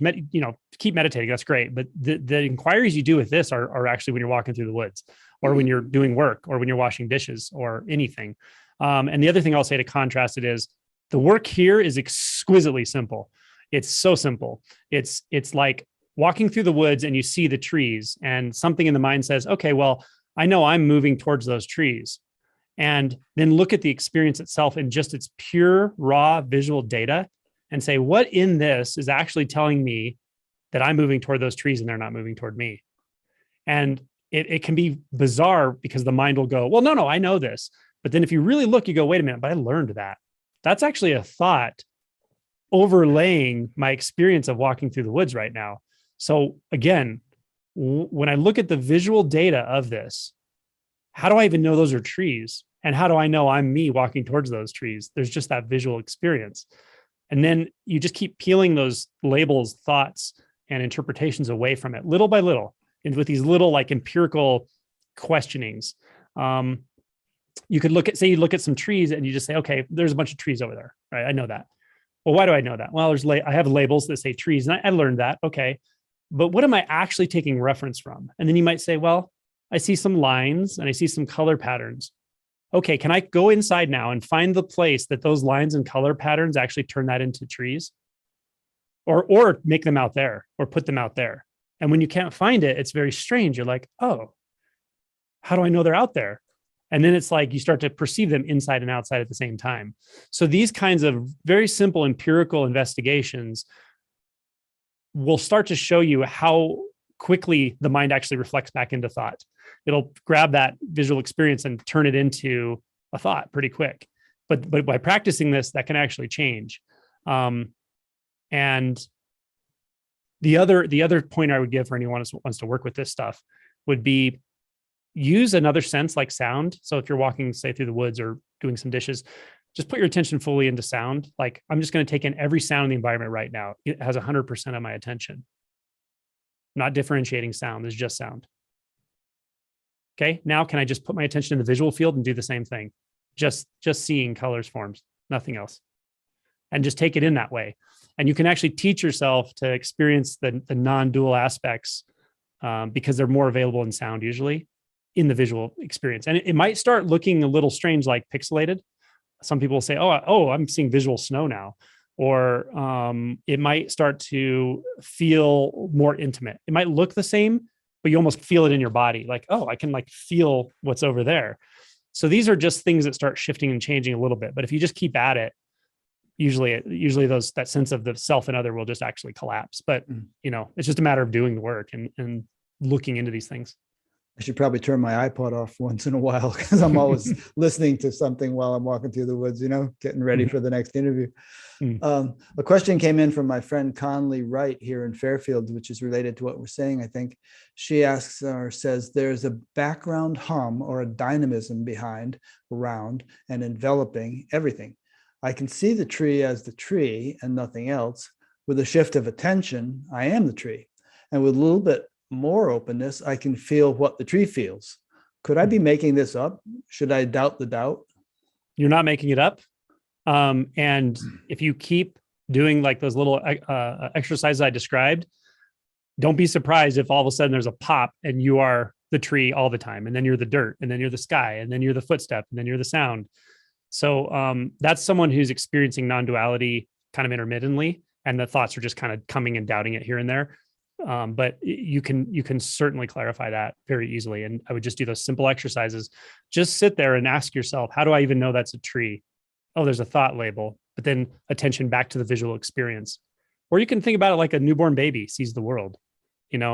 I love it when I do the C-sections, I do the anesthesia for a C-section when the baby comes, put it on the mom's chest, and mom and dad and baby are there, and we take family pictures. It's so much fun, but I love looking at the baby because it's just looking straight out.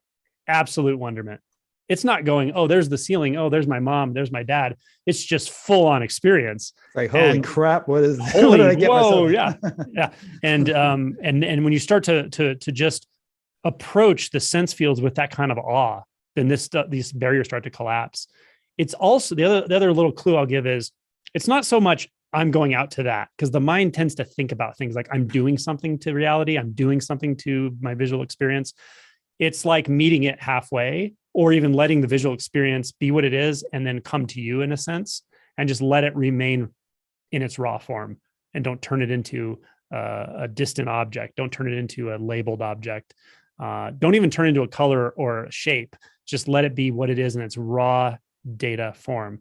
And that really helps, I think.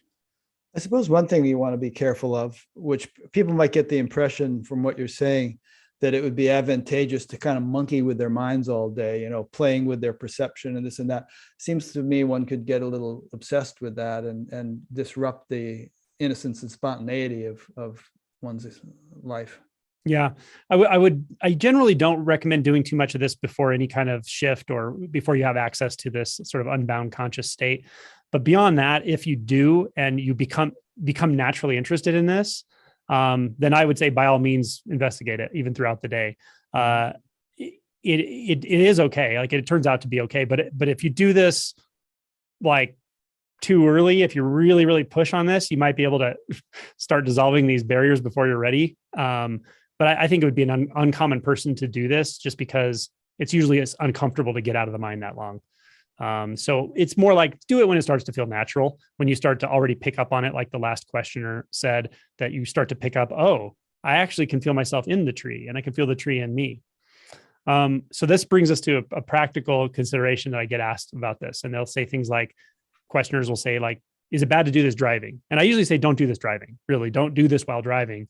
But once the shift has happened for people to where they don't experience boundaries anymore, or they don't experience a subject and an object, driving usually goes okay, but you really should be careful at first. Like truly, it does change your perception and the way things appear.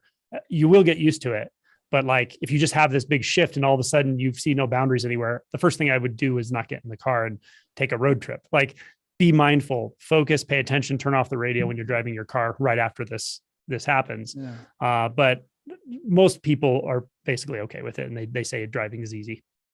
And when you're working as an anesthesiologist and making a mistake could have life and death consequences, I mean, are you monkeying around with these contemplations, or are you just focusing on, what I'm administering to this person and watching the monitors and all that? Yeah, no, I don't really have to do that. Like, as far as investigating them, because once the non-dual experience is clear, it just stays that way. So when I'm working with patients, when I'm, working, it's actually nice because it's so easy to focus.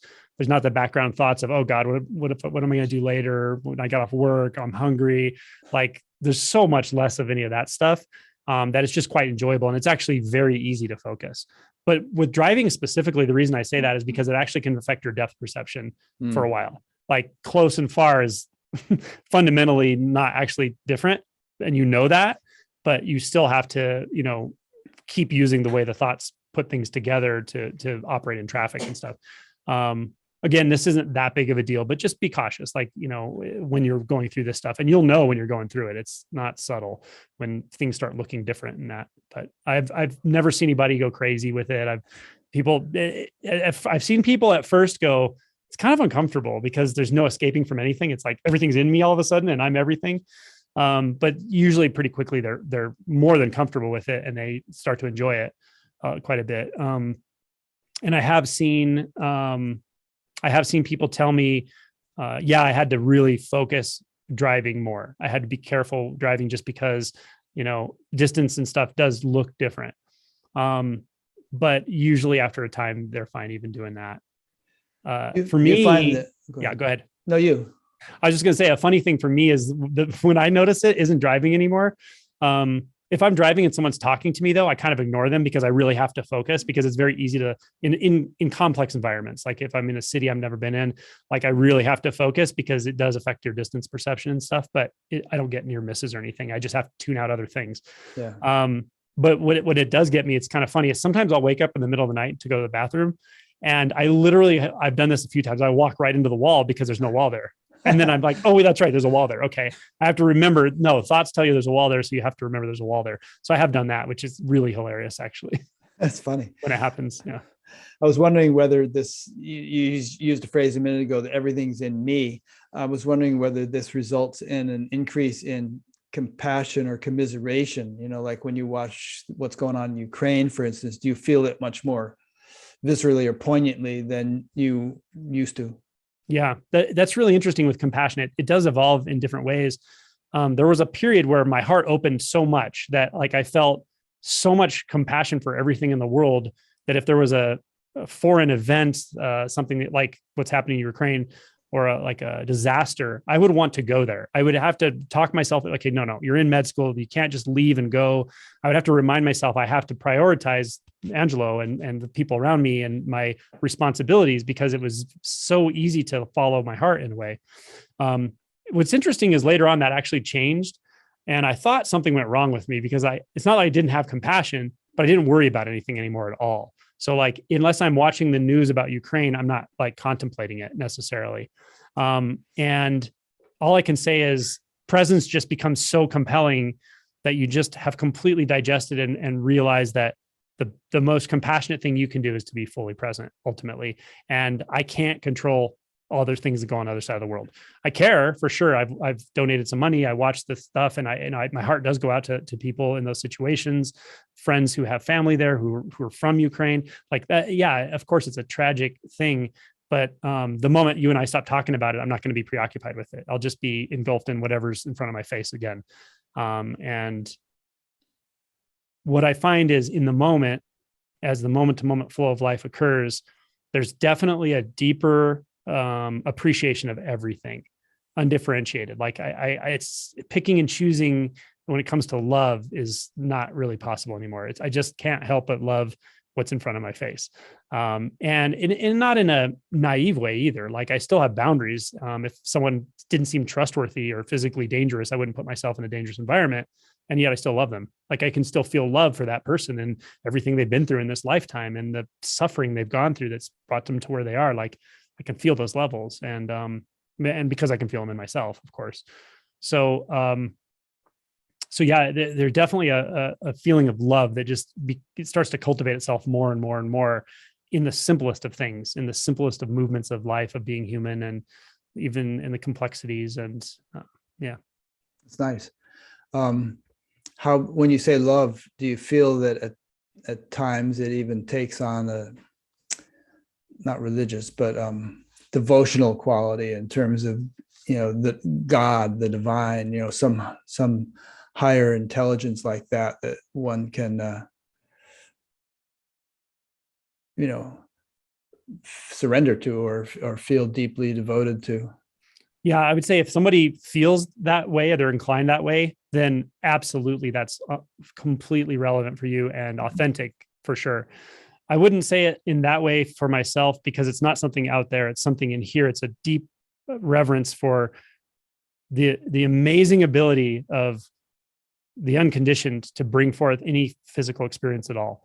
Any appearance at all is so incredibly, in a sense, fragile, but also miraculous. So as far as devotional aspects for me, I would say when you started asking the question, what hit for me was I feel a deep commitment to turning the Dharma wheel, so to speak, that to looking for anything that could be remaining in here that's still causing filters that can decrease the chance that this message could go out to somebody who could actually hear it. Again, I don't have an agenda for who hears it, but as you read in my book, I really tried to take out things, jargon, and so forth that would turn certain people off, because I really want anyone who is suffering to know, like, it doesn't matter if you're blue collar, white collar, spiritual, not spiritual, if you're scientific, if you're atheist, if you're Christian, if you're Buddhist, all of those people, it doesn't matter. Like, you have this capacity because it's your true nature and it's with you already and always. So I have a devotion to that. And yeah. Good. A question came in from Michael Moran in Ireland. What is the relationship between being awakened and the ability to experience samadhi? Is the experience of samadhi a predictor of awakening in this life?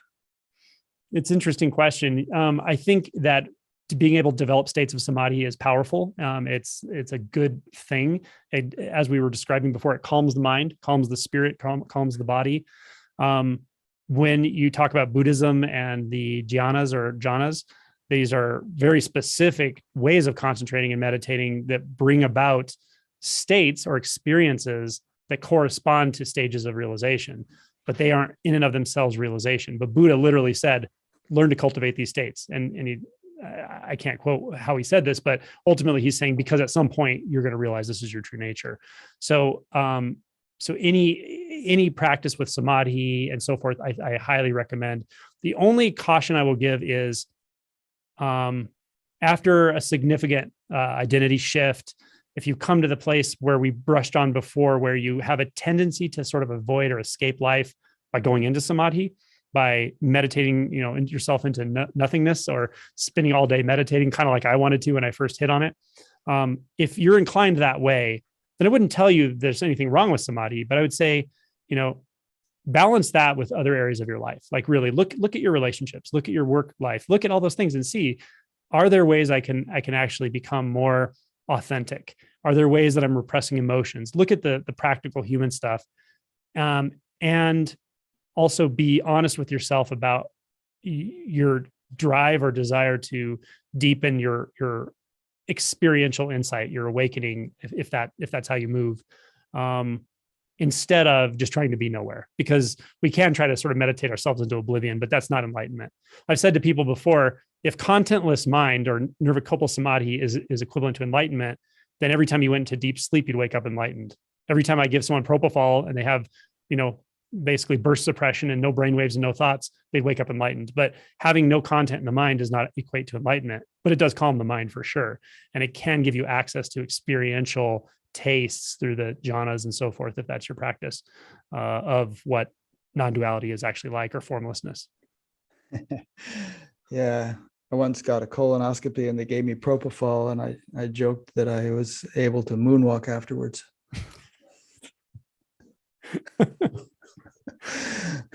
Sort of an inside joke. I got you. That's a good one. So there's lots of cool sections in your book, and we don't have a heck of a lot of time left, but I want to make sure that, I'll just mention a few, and you can zoom in on anything you want to talk about more. Like there was a whole chapter about paradox, which I found fascinating. A chapter on attention. There was a chapter on teachers, and how to, if you're going to have a teacher, how to kind of make sure you don't get burned. Mm-hmm. And then there were a few chapters that I didn't get to yet because I only got to, I read most of it, but there's a whole, and actually I heard you mention in the beginning of the book that this book is kind of about awakening, but your next book, which you may write, is going to be about post-awakening. And Mm-hmm. I think maybe we've talked about some post-awakening stuff today. Yeah. But the things I just mentioned, those 3-4 things, do you want to go into any of those a little bit more, or maybe something I didn't mention? Yeah, the paradox chapter was like my favorite chapter to write, that I remember right now, at least, because this is so paradoxical, this that we're talking about. It's, just the fact that we're sitting here talking about it and someone's watching it, it can look like we're talking about some special thing or something you can get or some mystical state, but it's so right here. That's the weird thing about it. It's nothing. It's everything and nothing. It is undifferentiated reality, but it's also a hand, and it's taking steps, and it's all the conventional things. There's no need to separate out conventional from absolute or relative from absolute at all, unless it's practical, unless I'm working with somebody or we're talking in this way, then we can unpack it. But in the immediate experience, it's just simplicity. There's nothing special going on at all. So it's miraculous. It's radiant and luminous, this experience. And it's also completely normal, completely just regular stuff happening. I'm a regular guy. I go to work. I do the things at work. I have a girlfriend, and I go on vacations, and it's just regular life happening. And it's fun, but it also can sort of unpack itself in a moment's notice into these incredible conversations with other people. And when I'm talking with someone and they're sort of in process or waking up themselves, there's no experience of I'm waking you up or I'm helping you. It's nothing like that. It's a energetic experience in the energy field, just unraveling itself. It's a dance. It's wonderful. And yet it's fine. It's normal. There's nothing special to be said about that.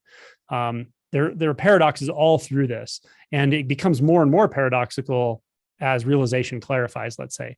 No self-realization is very, very paradoxical, because there can still be even a thought of self.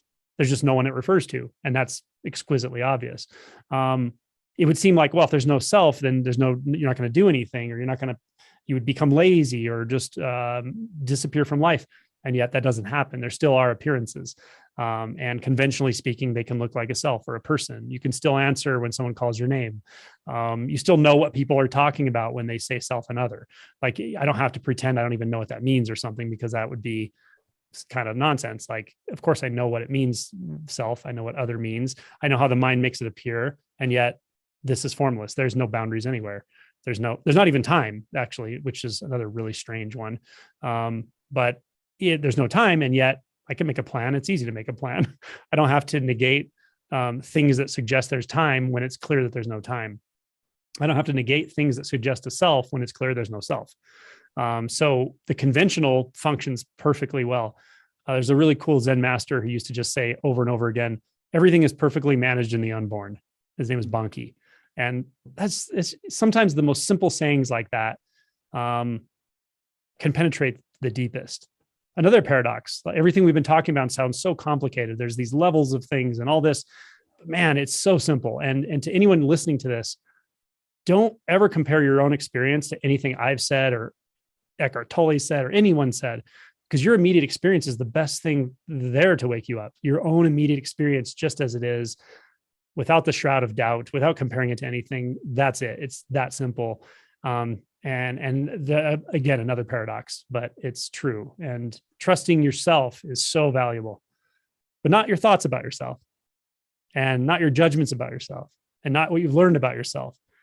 Go farther, keep going, trust your instinct until it's just a subtle voice, until it's just an impulse. And that kind of simplicity, you don't need anyone else to help you wake up. It's just there, Yeah, I love that. Everything is perfectly managed in the unborn. I mean, that sentence itself is full of paradox, because how could there be things in the unborn? How could there be management going on if it's unborn?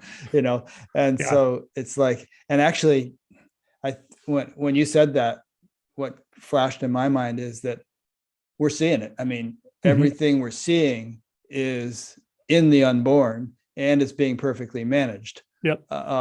Which implies that there's some sort of managerial intelligence in the unborn, like latent or inherent within the unmanifest. There's intelligence and impulses of intelligence which manage the apparent manifestation, which has to be taken seriously, but actually isn't manifest. It just appears to be, so they go back and forth with these paradoxes. I totally agree. I love the way you said that. And, sometimes people will balk, like, especially if you're like hardcore Buddhist or something, you might balk at intelligence as if it's like a higher power, but the way you said it is right on the money. It has, how can you say it doesn't have some sort of intelligence coming into being? It's intrinsic to the expression of the unborn itself, the intelligence, but it's miraculous. Like, look at one of those animated videos of what's happening in a cell. Have you I'm sure you've seen those and studied that kind of thing. It's just like mind-boggling. We have just a minuscule understanding of what the totality of what's going on in the cell. That's not random billiard balls just sort of banging into each other. There's some incredible intelligence orchestrating that. And that's just one of trillions of cells in one body. And then there's everything else in the universe going on. The cosmos. I agree. It's really, really humbling and astounding and awe-inspiring. Yeah, that's one of my predominant contemplations. You're talking about contemplating things as you walk along and stuff. I can just be walking the dog down the sidewalk, looking at blades of grass and thinking of the miracle that is taking place within every cell in the blade of grass, and then expand it out, to everything. And it's just like, and we're little fishies swimming in that ocean of intelligence. Absolutely. And we are that ocean of intelligence at the same time. We're not just little fishies. And so you kind of just keep going back and forth like that. Yeah. It's a symphony expressing itself and enjoying itself. Yeah. Self-interacting. So in terms of post-awakening, is there, I mean, I'm sure there's tons of things. This is just a little sampling our 2 hours together today, but is there anything that you'd like to say about that? I mean, that's really the remainder of your life, is exploring all the nuances of post-awakening. But you said you're going to devote a whole book to it.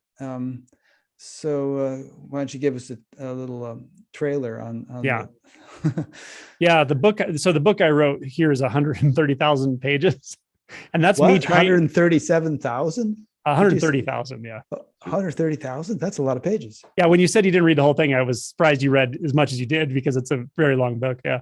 So, wait a minute. You can't mean, you mean 130,000 words. Couldn't mean pages. I'm not pages. Oh my gosh. I'm so sorry. Yeah. I didn't read that big a book. 130,000 words. Yeah.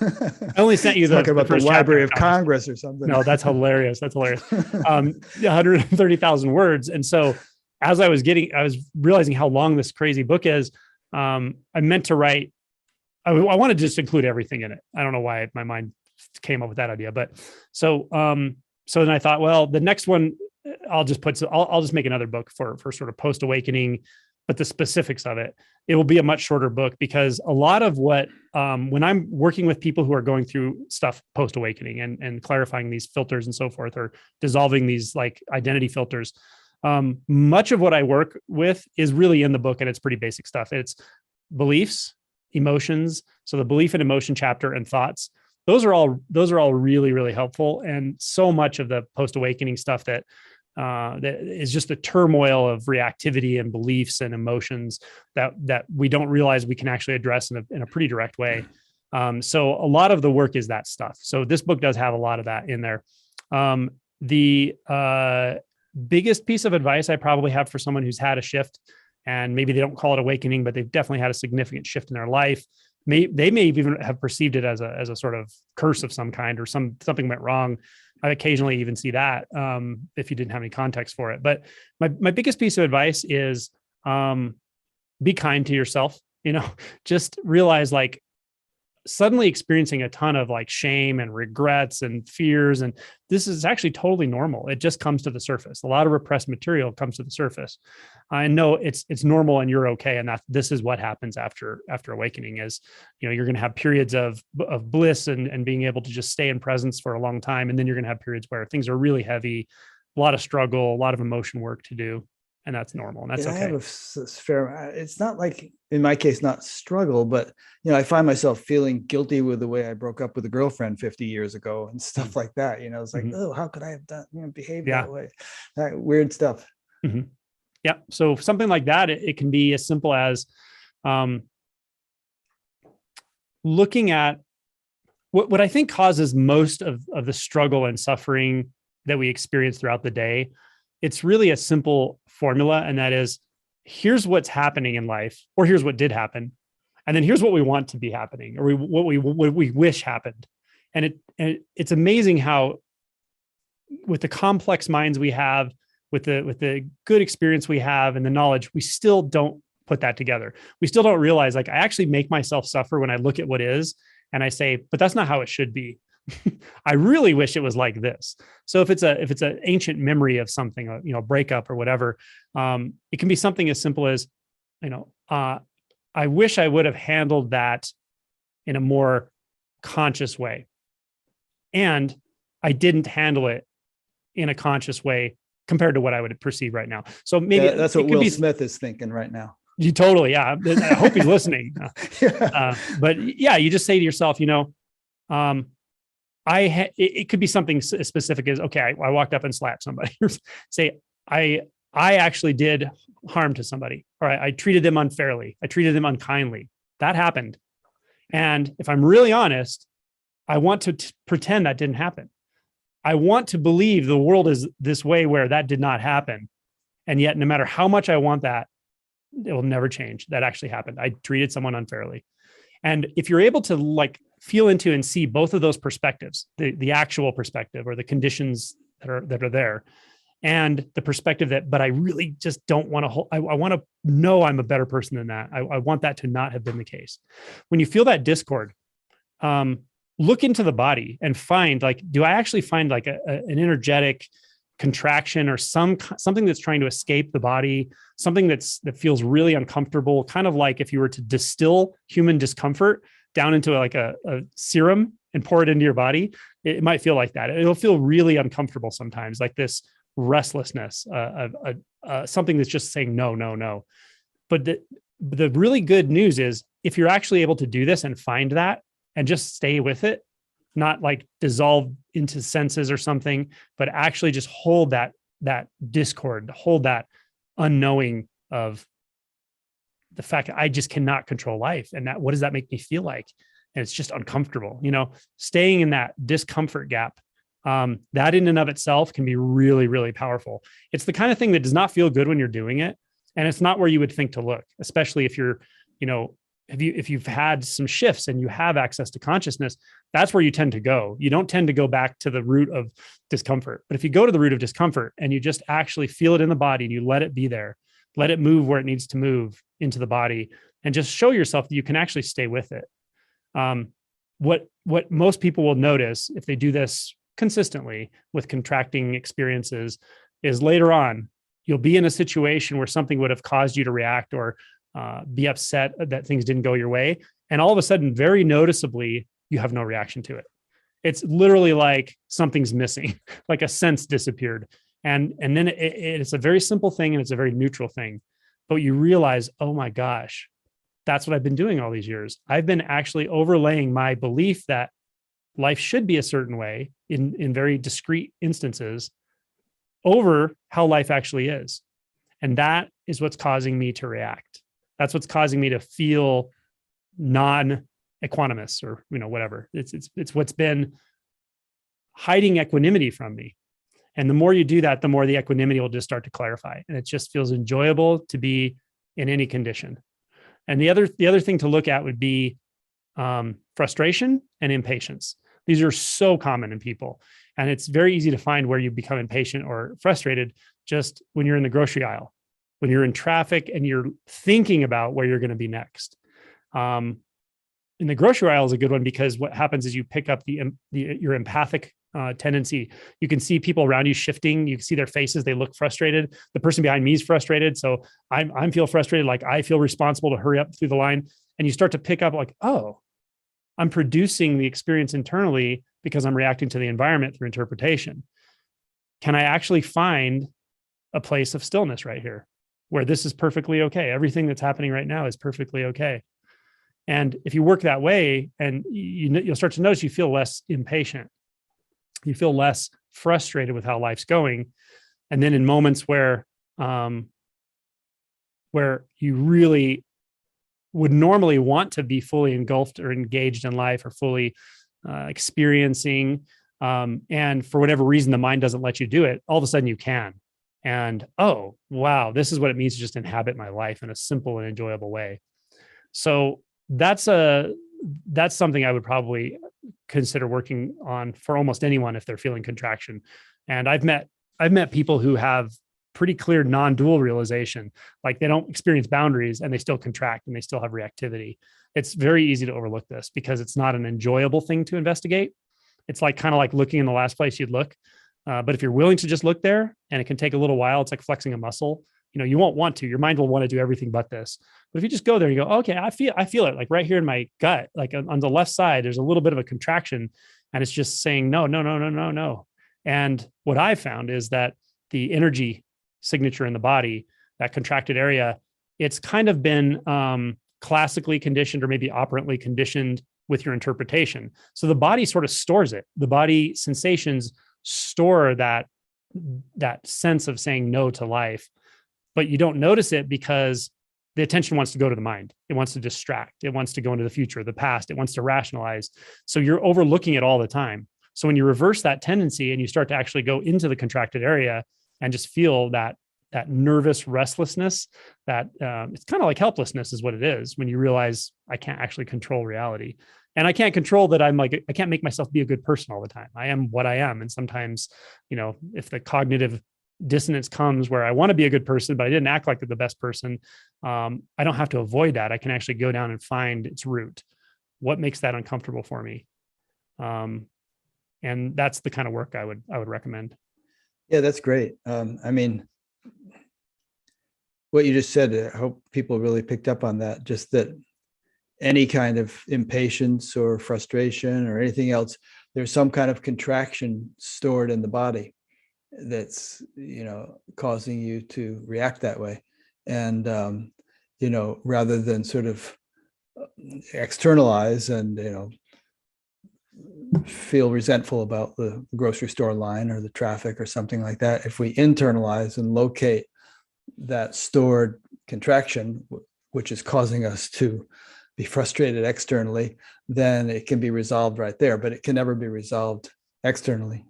That's right. Absolutely. We externalize our sense of say agency or doership in an imaginary way. Like I can imagine that into not having happened, but it already happened. And when we do that, what we're overlooking is this subtle sense of helplessness. Like I'm helpless to the situation. Like this situation is just what it is. Helplessness is an interesting thing because to the egoic mind, to the sense of agency, it's the last thing it wants to experience. But to natural reality, in a sense, everything is sort of helpless. Everything is sort of innocent and helpless. Animals are helpless. We're helpless. And, the Buddhist tenet that, we're all of the nature to grow old, be diseased, and die. It sounds quote unquote negative, but it's also a very important thing to recognize and realize and integrate into your life, that life is fragile. And then you start to, when you're able to operate from that helplessness, or at least acknowledge it in yourself, that's when you really start to feel love for others. Like you can see their helplessness and their fragility and the fragility of literally everything. And you can approach life with a much more gentleness. Yeah. I think the patience point is really important too. On the spiritual path, patience is really important, and in general. But I mean, if you're impatient, then you're definitely ignoring what we were talking about earlier in terms of nature having a governing intelligence, and all is well and wisely put. I mean, if you're in a traffic jam or you're in a grocery store line, I mean, maybe you can decide to commute at a different hour or shop at a different hour or something. But if you're in that situation now, that's the situation you're in, and you don't have any control over it. And so, you got to recognize that, okay, well, this is the way the divine play is orchestrated at the moment. And this is the part I'm playing in it, sitting in this car. And so let's listen to the radio, or, work out, do something. Yeah. Or just marinate in being for a little while until Absolutely. the traffic moves. Yeah, that's it. That's exactly it. Yeah. I think also in terms of spirituality, I myself have at times in my life had an enlightenment or bust attitude, as you did when you were a teenager. And it can be useful, but, there's a kind of a strain element, which I think is counterproductive. Yep. Yeah. I again, another paradox is, my book's called Awake. I talk about awakening, and then I have a retreat and people start saying or asking questions. Okay, well, I haven't had my awakening yet. And I say, don't worry about that. Don't worry. Don't think about an awakening as a future event, because there's no future that's going to happen in. It doesn't, it's all, whatever it is, it's already here. You may or may not shift the lens, or the lens will shift, but even that you probably can't directly control. You can till the soil and fertilize the soil, but what you can do is learn to enjoy the moment. You can learn to enjoy the presence and being alive, like, of course. And then, serendipity, usually that's when it strikes, or often when it strikes. Yeah. When I was in my enlightenment or bust phase, Maharishi Mahesh Yogi once said to me, every day is life. Don't pass over the present for some glorious future. Beautiful. Yeah. Yeah. Okay. So a question came in from Gloria. Gloria is curious if you have any thoughts on God, death, and reincarnation. Okay. Well, so generally these kinds of questions, I often tell people, I don't want to rob you of your own discovery of it in your way. But since you asked specifically, I'll tell you with God specifically, I would say, that's something to investigate yourself for sure. It's like, really investigate, what is God to you? God certainly can be a concept. It can be an idea, some things you've learned about, and that's fine. But there's probably a more intimate experience of God for you, I would imagine. So feel into that, really feel into that. Can you find where you end and it starts? Come in contact with that direct experience of God as close as you can get, as unguarded as you can get, as surrendered as you can get, which will be beyond thoughts, hopefully, beyond concepts of God. And I would say, find the answer there. The koan could be, what is God? That could be it. It'd be a wonderful koan. So I would say investigate in that way, to the degree it feels relevant to you. Death is an interesting one. There are certain things that I know can be triggering for people. So I'm careful how I talk about them and when I talk about them. One is no self, but interestingly, no self is starting to become more accepted. It seems like in pop culture, it's less of a triggering thing than it used to be. It seems like, maybe because science is starting to kind of point to that as well, and these sorts of things. But doership is another one. Agency and free will and choice. Those can be really triggering depending on how you talk about them. So I'm a little careful. Death is another one, of course. What I would say about death is my experience. I'll be really direct. My experience of death is it's here all the time. This true death is here all the time. It's this moment is never coming back. It's gone. It's so precious. It's so fleeting. These conditions will never be here again.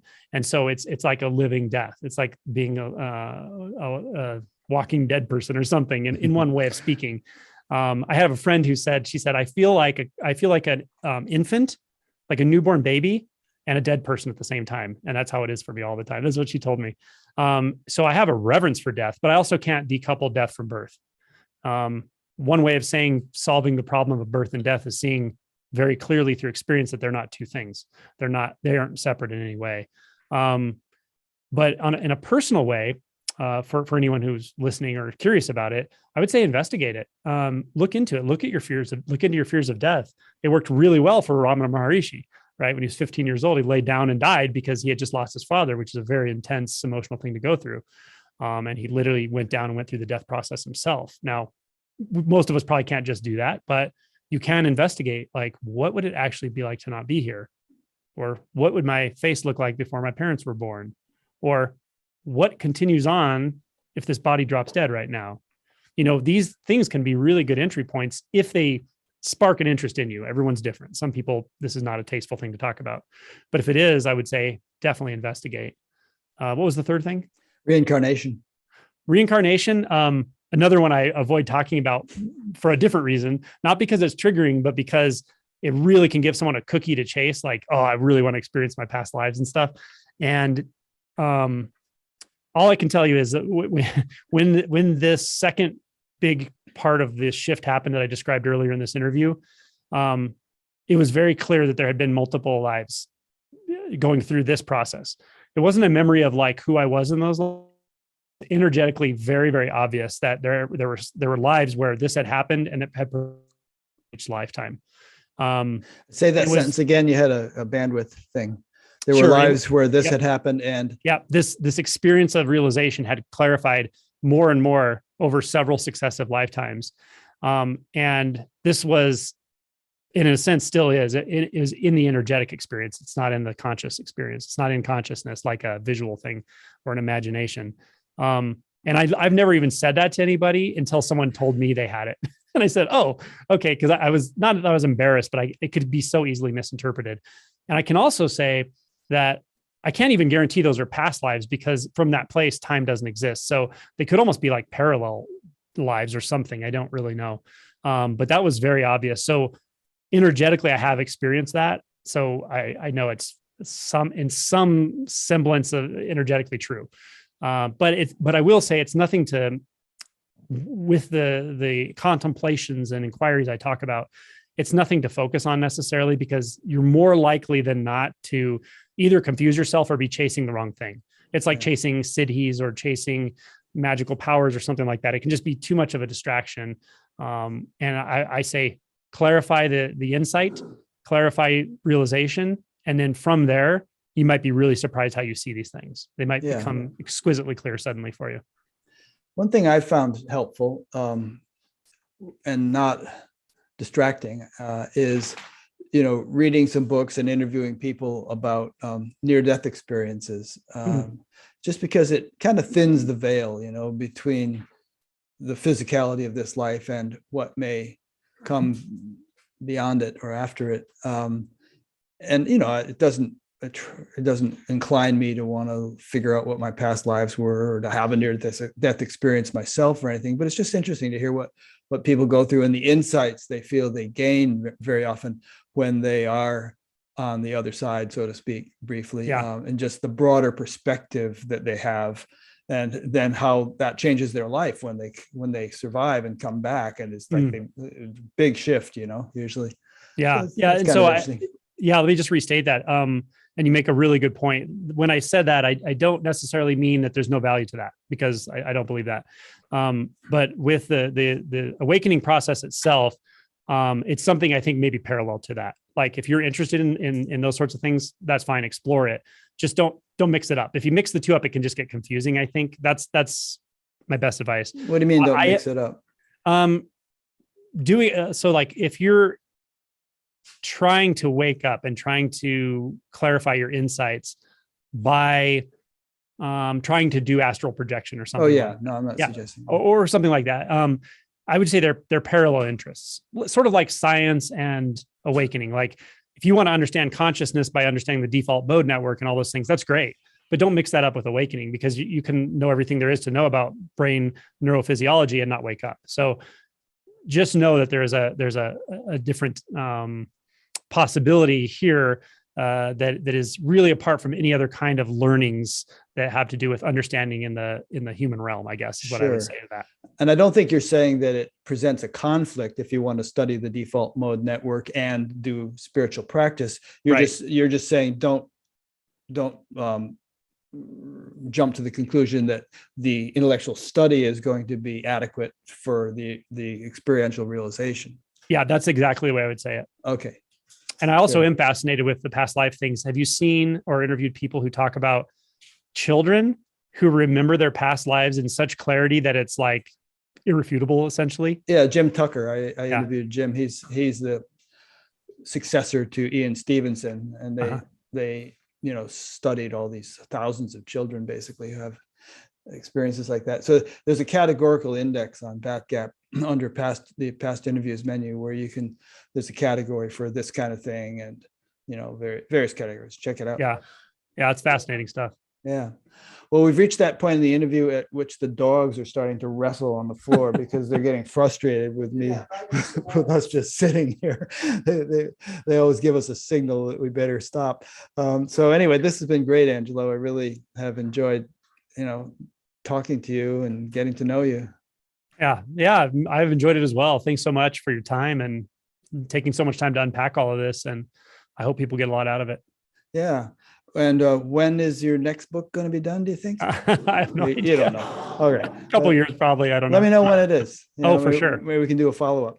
Yeah. And you have a bunch of YouTube videos which people can Mhm. watch. Do you have anything else? Do you have like webinars or anything like that? No, I have so my YouTube channel is Simply Always Awake, if you want to check that out. And I also have a free meditation app of guided meditations I made with music I composed. Okay. It's called Simply Awake, and it's free on Apple or iPhone and Android. So Okay, so I should make sure to mention that on your BatGap page. I have already created a link to your YouTube channel, but remind me by email later on and what you want me to put as a way of people accessing that app.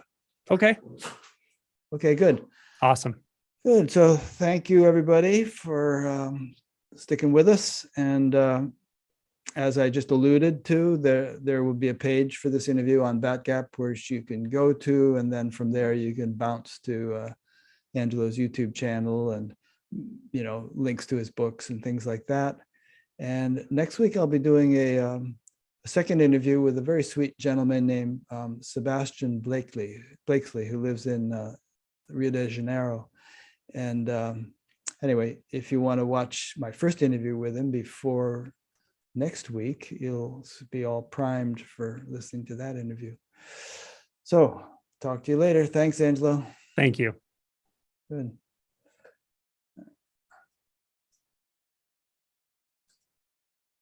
Stop recording.